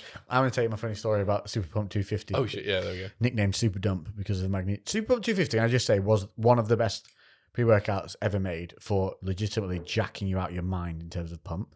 It was so crazy you couldn't use it on most back days because your arms would jack out and you wouldn't be able to grip. You couldn't physically grip the bars anymore because your forearms would just go. Yeah. Like just too pumped, over pump. It was mad. Too pumped. And then they released Super Pump 250 Max, which sucked every ball in the high street, because they basically put more ingredients in it and underdosed all of them. Because clearly it was too expensive to make the original one anymore because they weren't making enough of a profit margin because they had proper stuff in it. Yeah. But because of the amount of magnesium it had in it, it used to make you literally within 10 to 15 minutes of it, you can guarantee you would need a toilet. And not just like, I need to go to the toilet. It'd be like, oh, where's the toilet? Mm-hmm.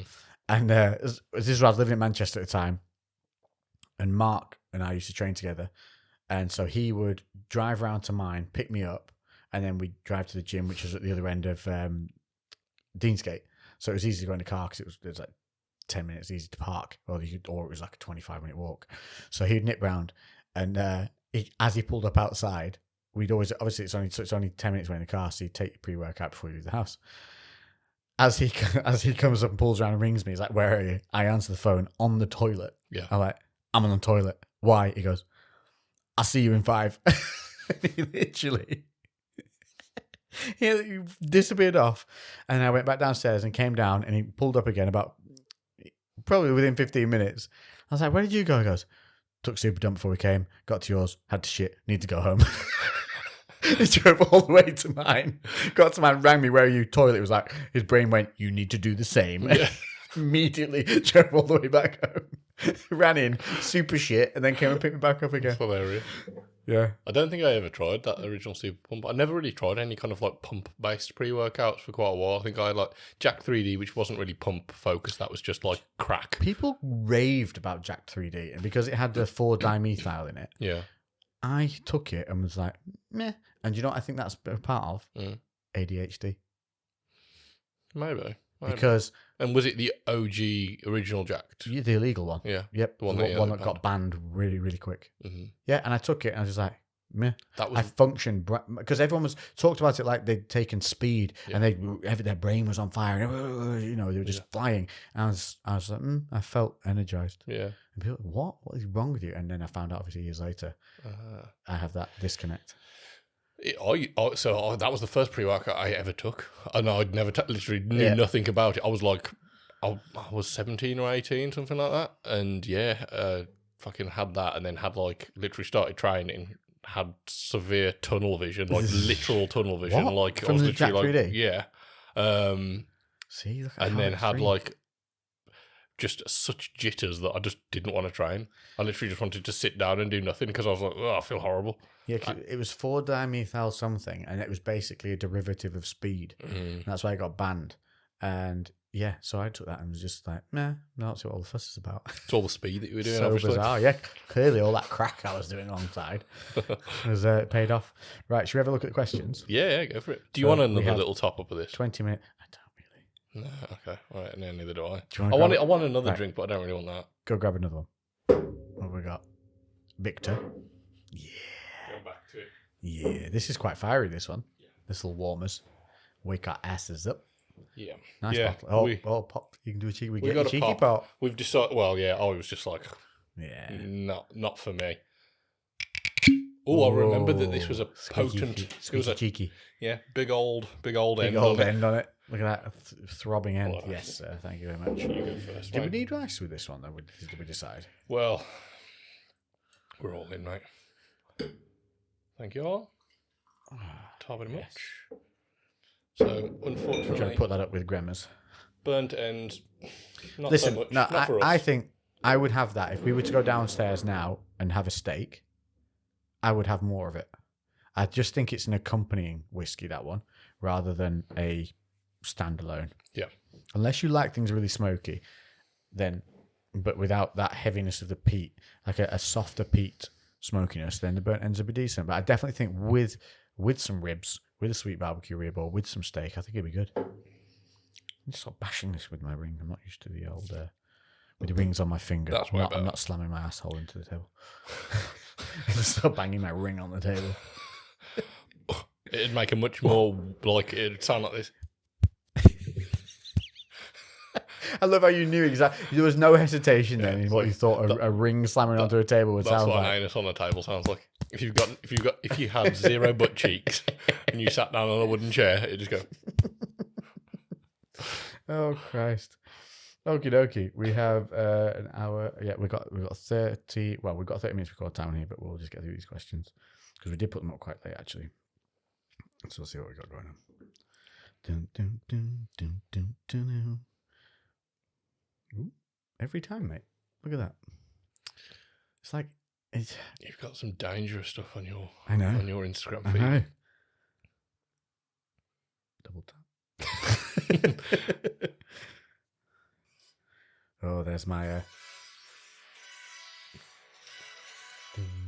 story about being in the Bond. Oh, let's have a look, actually. Can I put a pull up?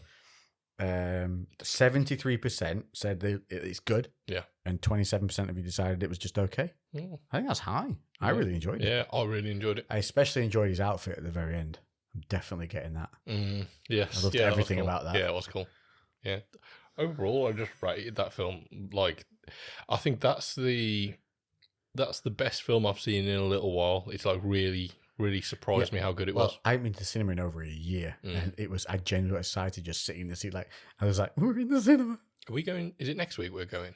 Yeah, June. Yes, June's out next week. So yeah, I'm looking forward to just sitting next to you and going like, what does that mean? I'm like, I don't know. Yeah. Should I know what's happening? You'd be like, not yet. Yeah, I think they're going to obviously have, well, the reviews, a lot of people that have seen it and reviewed it have not read the books. Like, the majority of the people haven't, and they still fucking love it. So I think it's like there's going to be an element of mystery. It's such a good cast. Yes. Oh my God. And what I'm thinking is they've really created a world like they did with Avatar. I think they've gone to that level of depth with it. Yeah. So rather than just ending up with like I always get this one, Blade Runner-esque world, we're going to get a full environment. Yes. And I think that's going to pay dividends. I think that's the thing with Dune as well as like a book series, because like it's a tough one to get into because it's so vast, but then once you're in there, like it feels so realistic because there's just so much history to it, and there's so much going on, and there's so much detail and depth to characters and families, and like just is it a bit Game of Thrones-y? It's Game of Thrones in space, but not with a shit ending. Have you seen them making a prequel? Yeah, I've seen that. I'm okay with that. I hope it can maybe rejuvenate some of the hype for it, because Oh, fuck, that's hot. It is warm. I much prefer that though. Holy shit, I wasn't ready. That's hot. Fried you. How big of a swip? How big of a swip did you take? Not huge, but I was generous. I forgot how fiery that is. Holy crap. Yeah, I forgot how hot that whiskey is. Super hot. It's a spicy boy. Spicy boy. That warms me from the chest out that then. I wasn't ready, and it hit me right from the go. Yeah. And then the heat chased it down to my chest. Oh, really? And so I was like, yeah. But yeah. We just had a bit of a we nearly had a blackout. No, we were good. So yeah, we're back. I don't know how far we got on. We were talking about Dune. We were talking about we spoke about Dune. What Zimmer is doing. We were saying it created an environment. I think they're going to create like an Avatar world. Yeah. I think that benefits it because you get it's awe-inspiring. Yeah. And I think that's it. People have just said that, like, it's like when they first watched. One of the best reviews I saw, which made me the most excited, was somebody saying that it was like when they saw the Fellowship of the Ring for the first time.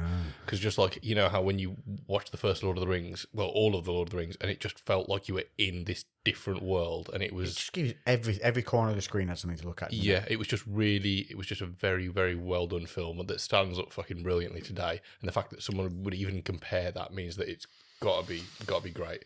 And anything that Hans Zimmer does a score for, he doesn't do anything shit. Like, I don't recall anything shit that Hans Zimmer's done.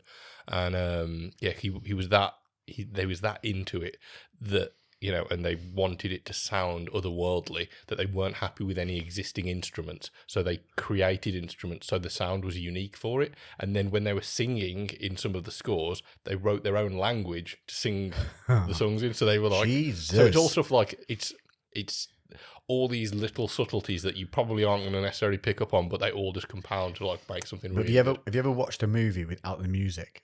Yeah, it's weird. It's bizarre. Yeah, you don't realise how much scoring makes a massive difference. It's when you watch the reels in like the extras of the DVDs and there's no score. It feels quite wooden. Yeah. It definitely takes off it takes all the emotion out of it. Yeah, really does. Bizarre. I think, so if you look, who else has seen? Are we seeing it on the opening weekend or no? It'll be the day it comes out in the UK. So I'm pretty sure it comes out a day. I'm sure it's the 21st for us, but in America, I'm sure it's 22nd. You're literally looking at my June going to watch outfit right now. Yeah. It's very Juney. Yeah, it is. Yeah, this will be me. Yeah, found this in I want to say Bath, in a hippie vintage store. I enjoy it. Yeah. I think I'm going to try and find more of it. I don't know what it's made of. I'm going to say probably Hessian? hemp or Hessian. It's a Hessian. It's an old potato bag that they cut open. Definitely is something like that. Yeah. It's a I love it. For a 20-kilo sack of spuds. Sack of spuds. Add some toggles. Dye it a bit blue. Love it. Yeah. I love anything. Lex will buy it. Yeah, I fucking will. Put some toggles on a potato bag. I'm in. You should have on the back print is potatoes. I would legit wear that. Yeah, it just looks like as long as it didn't itch. Hessian bag of potatoes. Right, let's get to your crew questions. We are on. We have. Oh, damn. Okay. We got quite a lot. Few. Yeah. Quick fire. So, quick firing. Well, we're going to go for another 12 minutes. Can you, Mr. Lewis, do a podcast stoned, please? Reckon it would be hilarious. We may. Well, are we legally allowed to do that? I don't know, No, maybe not allowed. You could. If we filmed it abroad. You could pre-take something and then be it on the camera. But I don't think you could take it on the camera. I don't know. We need to check. But I was going to say, are we allowed to mention DG? No. No? We're not. I don't think so. I think he keeps Okay, it well, we'll wait and see. If we are allowed to mention him at any point, then that might well be an option. Yeah. I think he probably would prefer not. Yeah, maybe. He's just an amazing guy. Yes. Helping my mum like he did. Sick guy. If I can, you won't know what we're talking about, but in later episodes, you may find out. Anyway, some good people in the world. Yeah.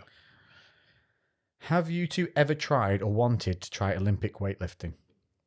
No. I've tried. It's really hard. Yeah. I love it, and because I'm relatively mobile, I think that if this was something that I got into when I was 5 years old, as most high level ollie lifters kind of do, I probably could have been half decent at it. I wouldn't be great, but I'd have been half decent. It's super technical. It is really. What do you want, mate? I was looking for the cigarellos, and then that was just a thumb stretch because my thumb had locked down. There you go, mate. With the other ones, I want to try the other ones now in comparison. If you put it down, the Springbok thing, yeah. So I'm going to try the ones we normally have just to see now. They're definitely not as well packed. But look at this. If you, my lovely, this is 1950s or 40s, as you know. That's cool. That is. It's essentially it's a spring-loaded. It's a magazine. It's a Springbok, and it's made in England. It's a Springbok cigarette case.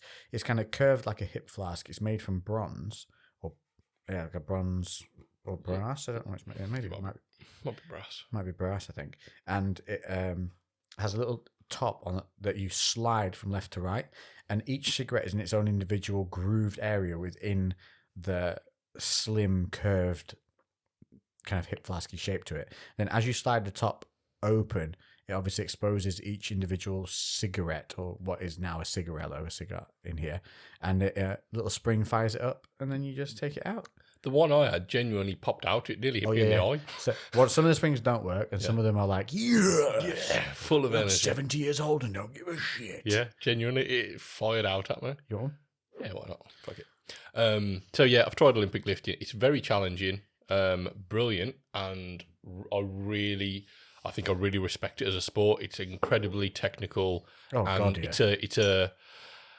I think it's, in terms of diversity of skill, you need to be intellectual, you need to be strong, you need to be mobile, you need to be explosive. And yeah, it's just a brilliant sport overall. And it's weird because it's not that popular in gyms. Even our gym, that's, I think most gyms aren't equipped for it either, though. It's, people, I think it's intimidating for a lot of people. Powerlifting is a little bit easier to pick up as far as the sport goes. Most people won't struggle mobility-wise for it. But yeah, Olympic weightlifting definitely is a little bit more challenging. And see, you can definitely taste the difference, can't you? Yeah. It's a little more earthy. Is that the word for it? How much that's burnt down already? There's a definite quality difference. But that is a little smooth, less peppery, a little smoother, a little easier. Yeah. Yeah. On the palate. But it has that They're taste. both nice but different. Yeah, I like these. They just burn a bit quick.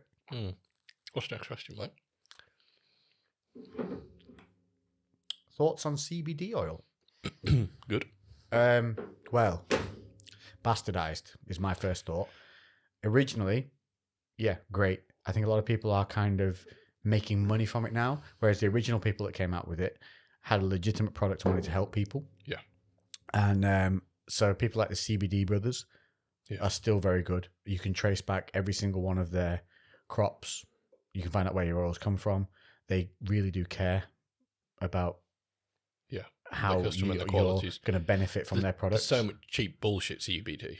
So you just make sure you get it somewhere quality. To give you an idea, the high dose version of CBD Brothers for a 10 mil bottle is about £120.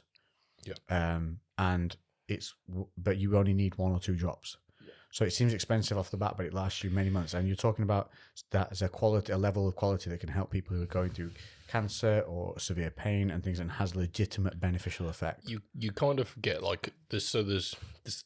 Well, from what I've seen, you've kind of got 3 different types of retailers. So you've got your larger companies that are still like very, very good quality, and they'll do things like a company that I used because when I was getting a good amount of CBD for my dog who passed away not too long ago because of his epilepsy, he was getting megadose with CBD and it helped him massively with his epilepsy. And I used a company called... That's real world proof. Yeah, I used a company called Blessed CBD because they... I don't know if it's all animals, but I know dogs specifically, CBD is not harmful, but THC can be quite harmful for them. So you need to make sure that it has very minimal amounts. And Blessed CBD, every order you got, they sent you out. So that batch gets independently lab tested, and they send you out a copy of the lab results so you can see exactly what was inside that. So you know it's exactly what they say it is. So there's those kind of companies.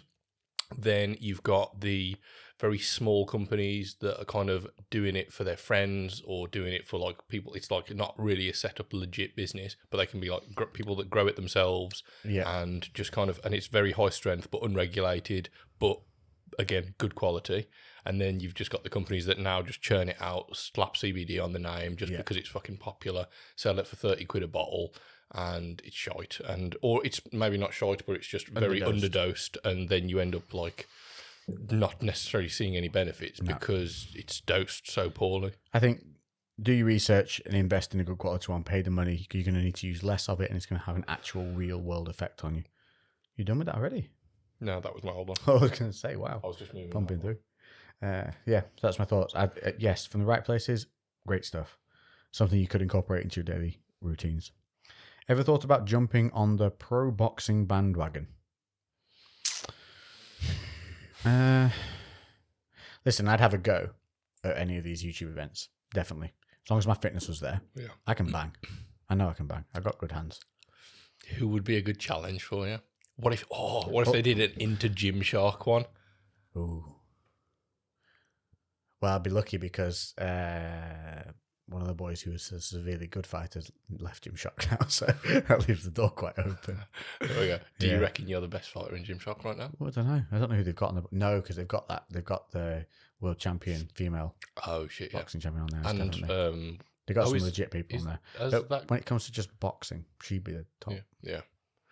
She's savage. She's okay, all right then. Human as well, the people that aren't actually professional fighters, then. Yeah. Out of all of the people that have come from other aspects.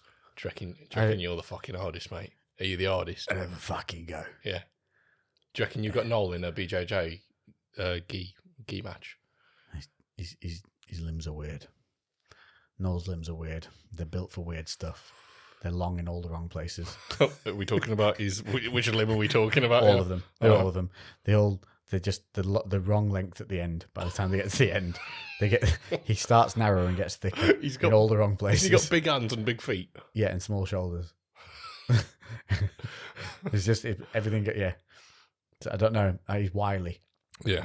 I haven't rolled for so long. Did you see? I was never a great jiu-jitsu guy. I was just good at escaping to then hit you. Did you see Did I ever show you the video of me and Noel rolling?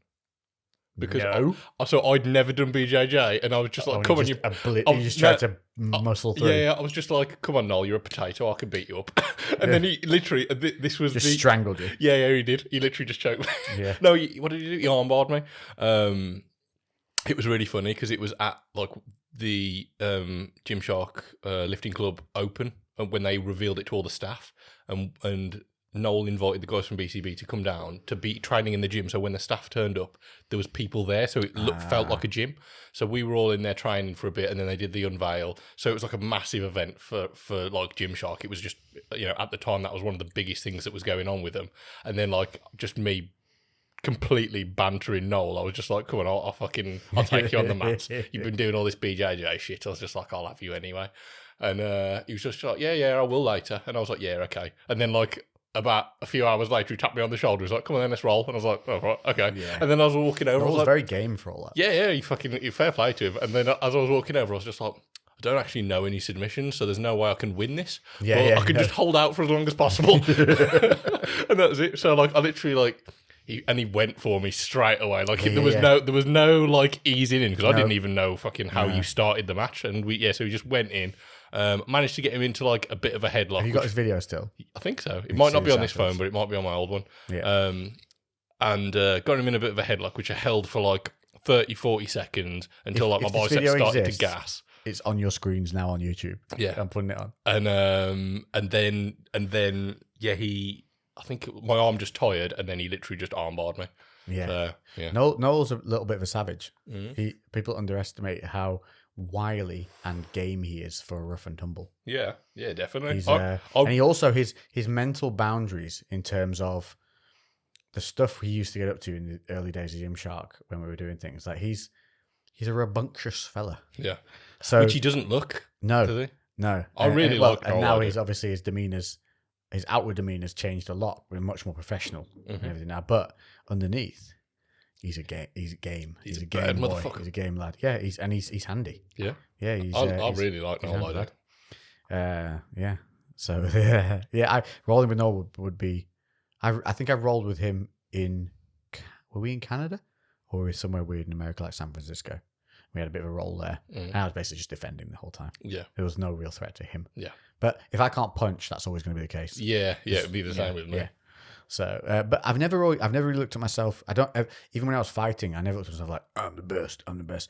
I always was just in my head of being just confident in I'm going to give this guy a fucking go. Yeah. You know, and I always just seemed to do well. Yeah. And always, even when I underestimated myself, just seemed to dominate in areas I didn't think I would. Yeah. So that was part and parcel of the testament to the training I've been put through. I think if you go in there with the idea of, because like it is a fight and there's a million things that can happen, and many of those are situations that will be beneficial for you, and some will be not. It's more to the fact of and all fighters will pretty much go through this in the early stages of their career, I assume, until you get to that point of stardom, doubting themselves coming up to that fight in those moments getting into the cage. They'll have those whispers coming in of a little bit of fucking hell in the fight, you know, unless they're just fucking machine and they love fucking fighting. Most fighters, I think a lot of guys are much more cerebral now. Whereas you can see people like Robbie Lawler, that motherfucker just loves to fight. Yeah. Did you watch the Lawler Diaz thing? Yes. Did we talk about it on the podcast? I don't think we talked about it, no. Wow. Great event. The whole event was amazing. Yeah. I didn't watch it. Well worth watching. Tyson, what about Fury? We may as well talk about that one. Oh, yeah. Fury versus Wilder. I called it. I said Fury all day long. Wilder's when he did that pony to a certain extent, isn't it? Yeah, his skill set is not great. Yeah. He's always counting on a single punch. He's an amazing athlete. Yeah, tough. Yeah. Tough guy. Yeah. Took some serious punishment. Yeah, he's incredibly tough and extremely powerful and athletic. Weird in the way he attacks. Yeah. He comes from odd angles. He punches when you really shouldn't. He manages to generate power. But still, generates. I think that's the weird thing, that he generates power when he shouldn't be. Yeah, well, that's why they say he's blessed. He's blessed with that. But it's like almost... I don't know why they don't train him more classically. Francis Ngannou, like he's the same, how he can just generate power from these like weird angles, and he's like stepping forward completely like out of posture, and then just still knocked people the fuck out just because he's got hands. Imagine having that and working off a jab. Yeah. But then also, like, is part of that extreme unorthodox style, like, what works? Because when they train with people, you know, you're training against people that have more traditional styles. So then when somebody comes at you and it's just similar problem with Woodley, UFC. one punch wonder. He'd smash people with a single shot, but then he started to rely on the shot. And when people were wily and clever and very well balanced in their fighting acumen, they just took him to pieces. They just stayed on the outside. They moved away. They got him frustrated. It's exactly what Fury did. Yeah, exactly what Fury just. And I love Smarter Fury. fighter. I love Fury. It's just loved it. Great fight. Great outcome. Really happy. And Joshua missed your chance, didn't you, dickhead? Yeah. And now you got beat by freaking nothing. And that's it. I think we see a downward turn in Joshua from this point on. Probably. Yeah. Joshua's definitely overhyped, I think, in general. Always has been. How long till the titles actually go on, Mr. Lewis?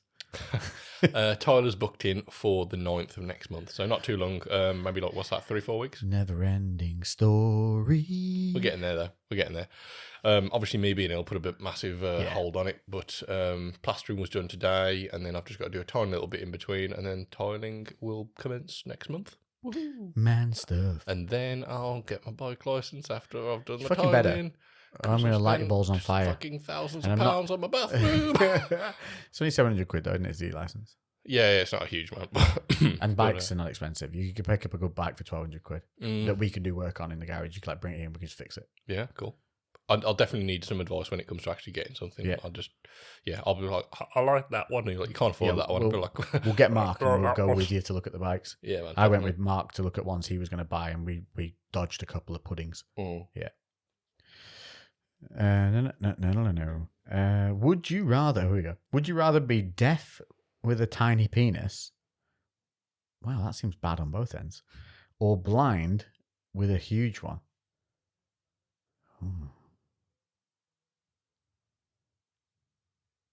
That's a bitch of a question. Who's that? It's Peggy, bro. Bro, that is a damn. Would you rather be deaf with a tiny penis? Or blind? I'm gonna go blind with a huge dick because you still got music. And I'm banking on and you got a big dick. So yeah, and I'm also banking on Elon coming through with a chip that can reverse your blindness. Yeah, I just think like having a tiny penis would just impact you too much, like confidence wise. Yeah, I think that'd really I don't know. Yeah, I think it'd just have a knock-on effect to confidence, and then being deaf and then having your confidence knocked from having. Because even if you get your hearing back, still got. I'm assuming he means like a micro penis. Yeah. Not for me. I've obviously already got a micro penis, but I'm saying if I had the choice or not. Let's hope Elon comes up with something for that too. Micro penis fix. Robo penis. What are the best steps to make your own clothing line? Wow, that's such an open-ended question. One, you have to be good at designing your own clothes, being on trend and understanding fits and cuts. You have to be able to design all that yourself. And then I would start ordering samples from companies on Alibaba, and also searching companies in Turkey and what's the other one? I want to say Malaysia, but I feel like that's wrong. Is that right? That's right. Maybe it is Malaysia. I'm not sure. Yeah. But then I would say, obviously, on the other end, you're going to have a good understanding of e-commerce as well. I think it's easier now, though, with your self-build websites. And Shopify is super easy to set up. Yes, it is. You can set it up, but then can you drive traffic to that website? Well, that's the problem. That's a whole other game, isn't it? Yeah. But just, to make your own clothing line, to make it. Yeah, whether it's successful or not, that's a different story. Yeah. You have to be able to do the paper patterns, and you have to be very specific in your cuts, and you have to get samples made, adjustments, send them back, get another sample made. Don't do anything without samples being perfect. Doing it as a one-man band would be real hard work. You need people around you that handle different aspects of the business, because people think, oh, clothing, or well, it's the same with anything. People think of a business and they're just like, oh, that's straightforward. It's just doing that thing. But then actually, when you get into it, there's a million fucking factors that you'd never thought of, and not one person can do all of them well. I tried. It's overwhelming and crushes you eventually. Yeah. You need a team. You do need a team, even if it might be a small team, or you need to subcontract out work, or you know what I mean, like find contacts that already work in manufacture, and then it's something that you can they can advise, because it's just starting anything. If you're starting from the ground up, fuck me, it's a challenge. Not to put you down or anything. For Mr. Lewis, what made you decide to own a gym. BCB looks amazing. Well, firstly, thank you. Multiple things going on in my life made me want to start a business. I already loved training and have done for a long time, and I always had this idea of having a gym in my head from like literally 16, because I always thought that like gyms were very, very dull. Like they could be so much more. I always felt like why don't gyms have more of a personality? And then obviously seeing a lot of stuff on YouTube from places in America like Barbell Brigade and stuff like that. We're always like, oh man, I was just waiting for something amazing to come along. And then in the process of wanting to set up my own business and not knowing what avenue to go down, I was just like, well, why don't I go down the thing that I'm passionate about and I always thought about? So that's the short version of the story. Yeah, passion's always a good thing to follow. For Lex, what do you think of the new Gymshark Power Collection? I think I don't have it yet. Oh, you haven't got it yet? No, I don't know why that is. I did send a message to you going like, hello, and oh yeah, it's coming.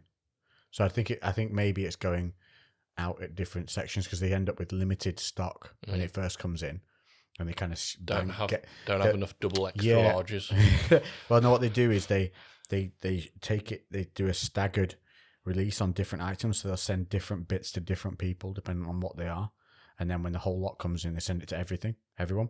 So it's coming through. From what I've seen of it, I think it's going to come down to what the quality of the fabric's going to be. If it looks as comfy, if it is as comfy as it looks, I'm down with it. And I like the fact that they're spreading their wings in the design field again with that oversized look and the back to that body. I don't know whether I've seen it, if I'm honest. I'm not sure. It's like all oversized and. Is it like the one? Oh no, actually no. I'm thinking that's got to be their last. They've done a power one before. Is it the one where like they had the bold writing? Yeah, all across the back of the shoulder, and then because they were oversized. Yeah, I loved all that. Yeah, I like the look of that. But the new one, which I think is part of the power collection, it's got like lightning on it and stuff like a lightning effect to it and things. It's all oversized, like drop arm kind of stuff. Okay. Yeah, I like it. Yeah, no, I think it's a good direction. We definitely need more of that variation in the menswear. Generally across the board in sports stuff, it's all getting a bit kind of samey. Especially everything seems to be getting really, really channeled towards running at the moment. Yeah. Like, we need more of that original gym, hardcore kit. I can't fit into anything. Or there's like literally, or there used to be like one or two Gymshark joggers that I actually can wear. They don't fit my legs. Yeah, and I just feel like maybe the drop crotch ones. Yeah, and I just like, and most of them they've got such a taper. Like I can't fit my fucking carbs in them. I'm just like, I get it. I love the taper ones. But like, if for somebody who's got big calves, like they just literally can't fit into them. I look like a fucking idiot because they look like someone's painted my calves. The Power Collection is a classic elasticated ankle. Yeah. And then comes out like normal, but it's still a taper, but not a hard taper, like you're saying. But I like all that. Yeah, I like the variants. Like just more variety in general, because again, it fits different people's styles and things like that. But I like the whole old school bodybuilding look again. Yeah, I think that's still really, really fashionable when it's wore. Especially now, where people wear things and colour schemes that are used. Oversized is in, and has been in for a long time. Doesn't seem to be going anywhere. And it's comfy to wear, and I can actually use it in the gym. Yes. I'm not going to go and wear a breathable, seamless tank to go and weightlift. Yeah. It just doesn't inspire me mentally. I like the stringers, I like the vests, I like the cutoffs. Yeah. I need something that looks rugged and doesn't mind getting fucked up. And I wear the other stuff for boxing. It's great, but to go, I'd change them when to go lift weights. Yeah, one, I don't know, just mentally. Yeah, no, I get what you mean. Yeah, puts me in the zone. Stop knocking the table with your ring. Why is it so loud when I do it? What is that? It's vibrating up through the microphone arm because it's attached. That's why. To where the microphone's mounted. How do you know you're not crazy and just hallucinating your life? You don't. You could be in the Matrix. Yeah, that's what I assumed this all was anyway. Never drinking whiskey again or only drinking proper 12? Never drinking whiskey Never drinking whiskey again. Just drink rum. Yeah. Sorry. Just one. Sorry, Connor. Proper 12 is terrible. It is genuinely one of the worst things I've put in my face to do with whiskey. It's definitely the worst whiskey we've had on 100%. the CREWCast. By a long stretch. Yeah. Just wanted to say thanks for the laughs. Well, Irish smiles, you are welcome. We appreciate them too. Ever consider live streaming a podcast and interacting with real-time audience? Yes. Yeah. Yeah.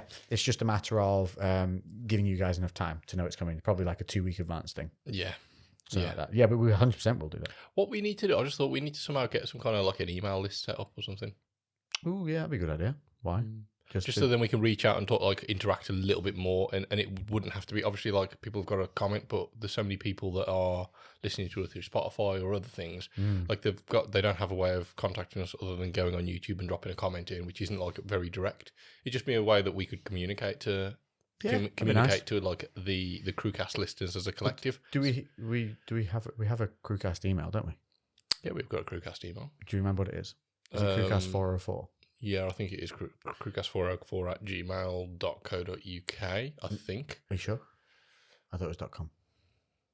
Don't look, just ignore us. We'll tell you next week. Yeah.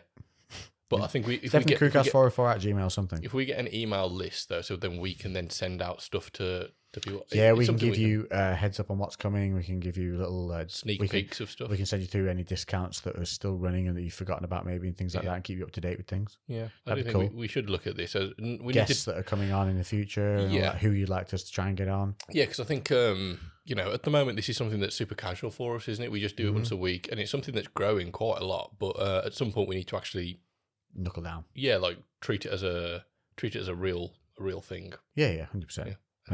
Actively now that we're in the flow and now we understand it. Yeah, it's definitely the way, and I think that was a good way of coming into it. Yeah, 100%. I definitely. If I could do this all the time, fucking amazing. Yeah, it'd be sick. Yeah, it would be cool. Yeah, it's really like getting in front of the camera and talking with you has made me want to like do.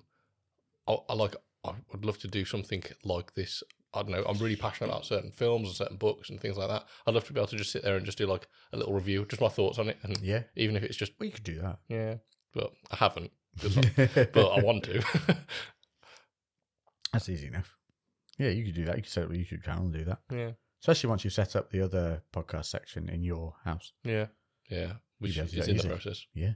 Right. Next question would be: what were your favourite meals your mum's made when you were younger, and what about now? Oh, you go first, mate. Right, mine's easy. Yellow chicken with raisin rice. Yeah. And I think it was some form of cumin style. You know, it's like a yellow sauce. I know. I kind of know what you're on about, yeah. And then she'd make that raisin rice with it. Yeah. Oh, even now. Oh, in fact, Mum's here with me when she's healthy enough to cook. Mother, tell me what to do and I'll do it. For the weeks of me being a good son, I would like yellow chicken with raisin rice. I lived for that meal. It sounds nice. That and butter chicken baguettes. I'm pretty sure I know what that is. I've like seen it. Peppered butter chicken baguettes as well. Is it almost like a coronation chicken kind of like? No. Same colour. Yeah. Complete different type flavour though. Right, okay. I'm pretty sure it's made with cumin. Okay. It's delicious. My mum couldn't cook. Not even going to go into my childhood, but yeah. We did macaroni already. Cheese out of a tin. Still. Yeah, tin stuff. Yeah. Mine is the hot dogs in baked beans. Yeah. That was always good. Yeah, the little hot dogs. Sausage and beans. Yeah. Ooh, yeah. Oh, I'm hungry now. Yeah, I'm hungry again. We literally only ate before we started. We've got some more food. Have you watched Squid Game? What childhood game would you win at? Yes, I watched Squid Game. Savage, awesome. If you haven't seen Brilliant. it, watch it. Get over the fact it's subtitled. It's brilliant. Yeah. And I know a lot of Korean things, Chinese things, Japanese things with the subtitles, they don't transcend and the acting is actually quite bad. This is different. Yeah. You actually give a shit about the characters. They develop them. There's not the main thing that got me was the jarring occurrences that would happen in Korean films where it made the way they would react to be jarring and not authentic. Yeah. In this one, it's very visceral and well done. I really like this. Like some of my favourite films are Korean. My favourite film ever, and then probably another one which is maybe in my top 10, which is A Bittersweet Romance, which actually has the same. So you know the guy who leads the group with the black mask. Yeah. So he's in A Bittersweet Romance. It's a very cool it's like an American Yakuza a Korean version of Yakuza, whatever that would be. And then there's like a romance that goes on between him and the boss's wife or something like that, and then it all falls to shit. But yeah, that's a really good film too. So, bittersweet romance. Cool. But yeah, the other one's Old Boy, which is fucking amazing. If you haven't seen Old Boy, watch it because it's amazing. Fuck, you haven't seen Old Boy, just put it on and don't read anything about it and just watch it. Yeah, don't watch the American version of it. Watch the Korean version. If it's got Josh Brolin in it, you're on the wrong one. Yep. It's Odo Sue. What childhood game would you win at? Tug of War, probably. Tug of War is a childhood game of yours. Yeah, but I'm thinking we're like talking of the Squid Game. Oh, Squid Game. Yeah, that's what I was thinking he meant. But out of those, the Tug of War would have been like the easier one to win, depending on the team. But as soon as that Tug of War started, what happens at the end? How they win with the fake, and then I said, oh yeah, they'll just do that.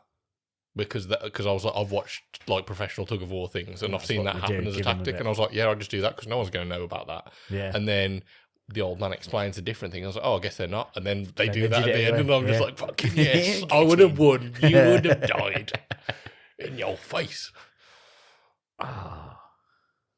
Or the one where you lick the biscuit. I've got some. Yeah, but would you have thought to do that?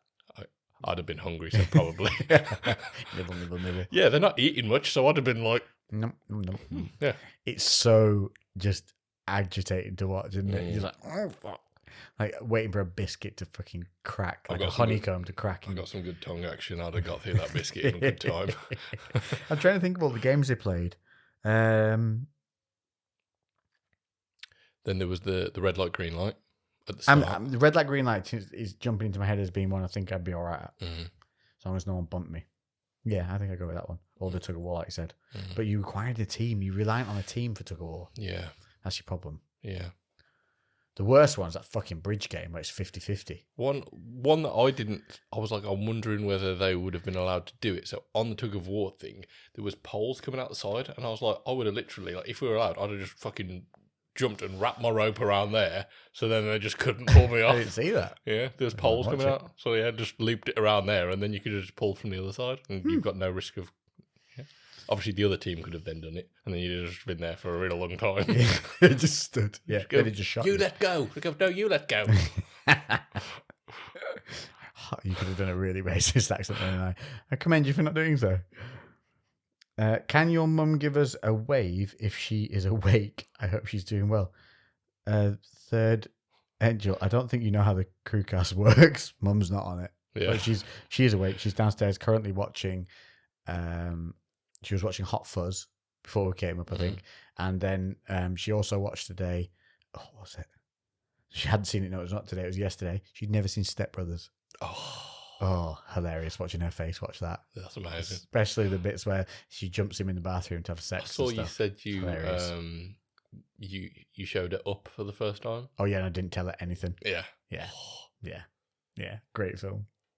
If you're not ready for it though, that beginning is harsh. Essentials for a party buffet. Oh well, chipolata, sausages and cheese. Yeah, cheese definitely. A good cheese selection is definitely the one. Hummus dip. Oh fuck yeah, hummus with carrot sticks as well.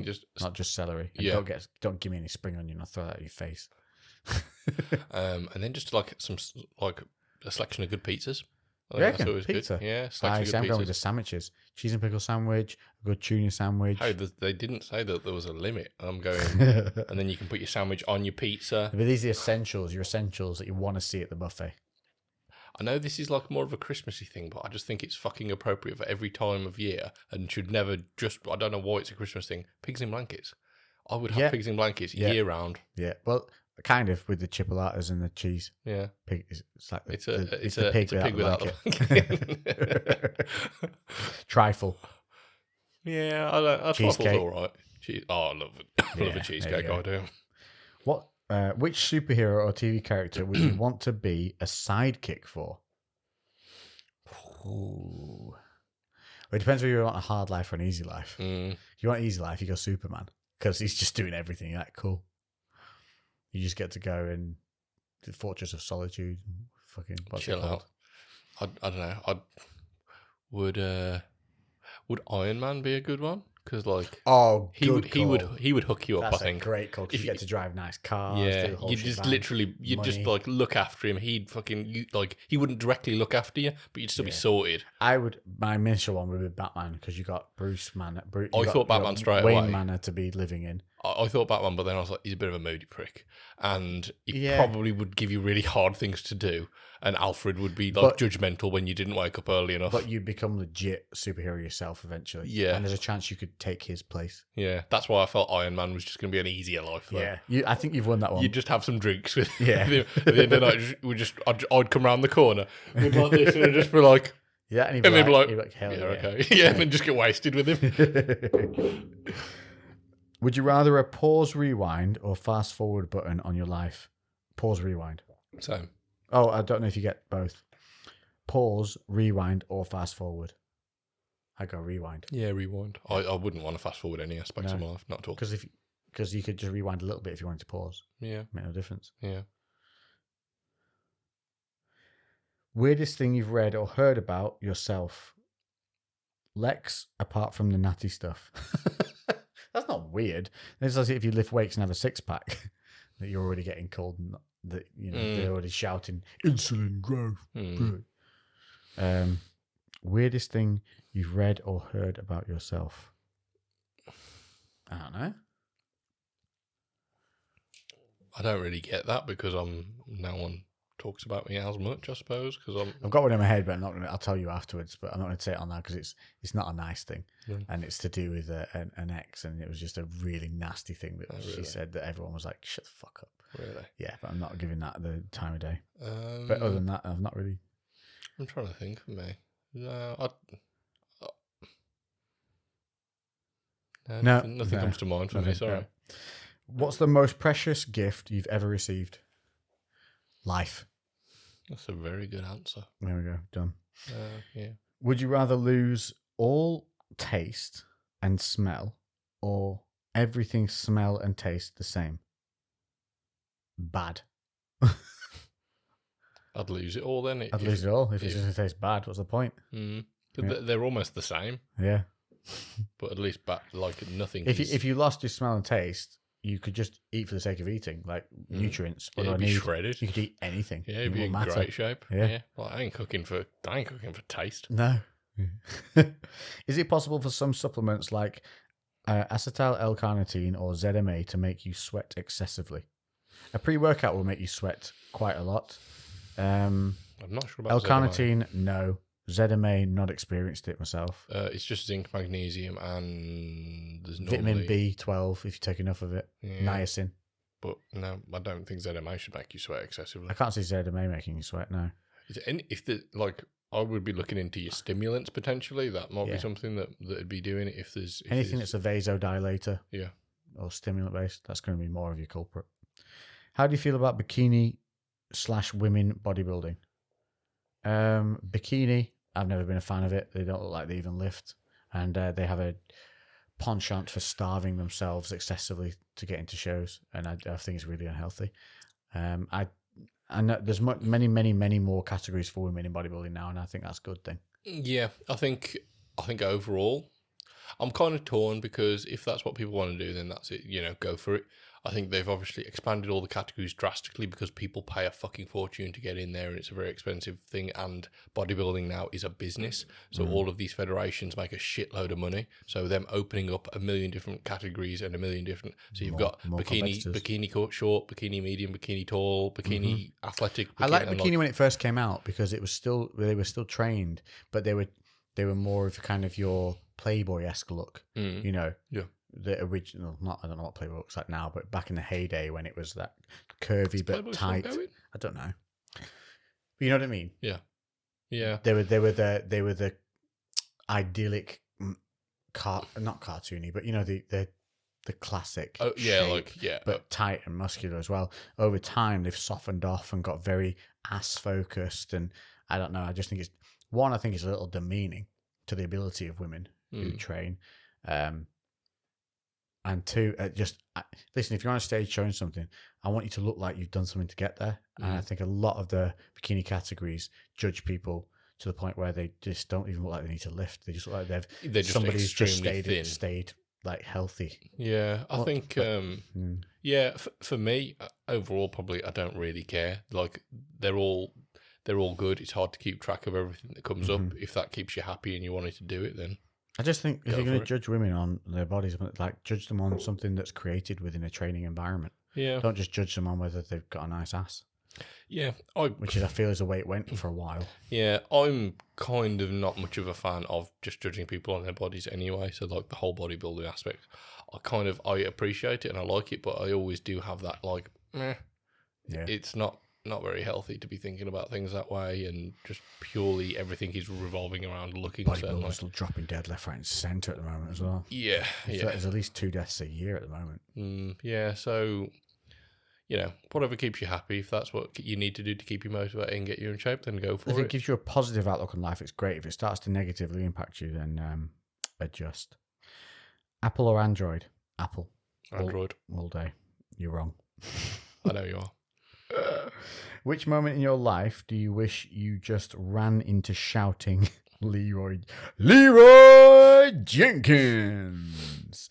I would say, which moment in my life? So it's a moment in time and you run in Leroy Jenkins. The first time you're going to have sex, that'd be funny. Because it's shit either way, so you may as well have fun with it. I'm just getting like a recollection of a fight that I had, and yeah, that's a good time. And yeah, I wish I shouted Leroy Jenkins. It wasn't the first fight, but it was one of these fights. It was a good call. It would have been very hilarious with the way that it all started. Right, are you going to have Halloween outfits for the CREWCast Halloween edition? We literally talked about this before we turned on the record button. Yeah. Yes, we are. What conspiracy theory would you like to know a definite truth to? Well, if I go 9/11 and you go JFK, that'd be pretty good. Or would you rather go Alien? I'd rather go Alien, if I'm honest. I want to know. I go 9/11, you go Alien. Yeah. And then we get the best of both. Yeah, and obviously with that, it's like the broad spectrum, like any UFO or anything like that. Has there been anything that's not been explained, extraterrestrial activity that's been covered up in some capacity? That would be that's my main interest, yeah. But if we do both, 9/11. What's the best sex position for people with small dicks? Thanks for asking us, like we know. This is why I don't reread. I don't want to pre-read things because it's just that's fucking funny. What's the best? My ribs hurt from that. What's the best? What is the best sex position for people with small dicks asking for a mate? Okay. Shout out their name on Instagram. Must be fitness. Ladies, get on that Tinder. He's willing, but he's not equipped. I'm going to say probably you stood up, their legs over your shoulders, and them on the bed. That's going to give you maximum thrusting potential. Yeah. No, I would. Yeah, I'd agree. There you go. If one Olympic... you fucking assholes. That was brilliant. Well done, you. If one Olympic sport had to be played drunk... If one Olympic sport had to be played drunk, one high and one naked, which would they be? Pole vault naked. That could get dangerous. But have you seen all the female pole vaulters? Oh, well played, sir. Have you? Yeah. Yes. I know. And they're running. And then slow motion flying. Yeah. Oh. That would be funny. I don't know what it is with pole vaulters.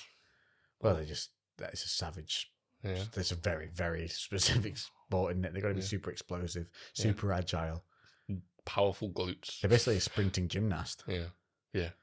Gymnasts would be good as well. So you're going naked on the pole vault. Pole vault, right. Played drunk.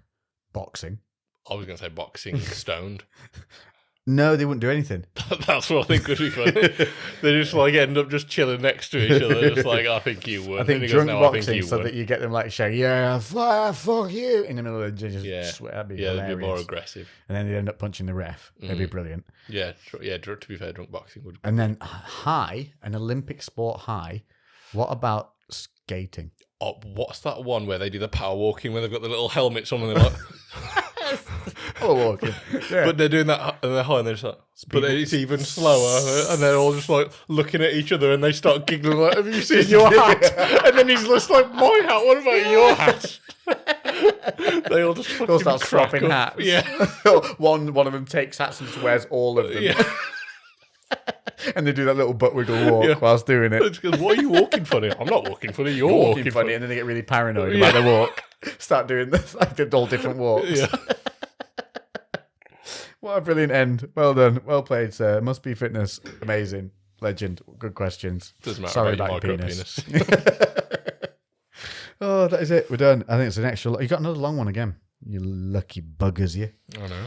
Yeah, that went really fast. Jesus, quarter to 11. Thought we'd be done by 10. We've done 45 minutes extra. Holy yeah, we've shit. gone long. That's why the camera stopped. We literally had to hit half an hour.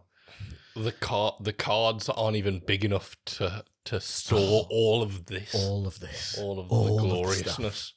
Can't fit in. I literally said, we've got 12 minutes left and we've done 40. No. Ignore what we said. Yeah, pretty much. Unless it makes you a more positive human being, then go and do it. That's it. So thank you all for tuning in. I hope you like our new setup if you've been looking on YouTube. If any of you want to help out with making signs for us or doing cool shit or want to send us funny things or do things, the address will be in the description of the postcode. Of the postcode? It won't be in the postcode. The address will be in the description of the podcast.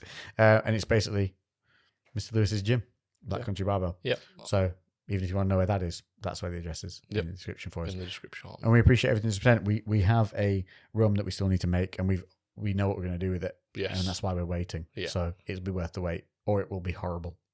Yeah, it might be good, might be terrible. But we'll find out. Either way, we'll see. So that's it. Monday, well done. New week is here. Remember what I said.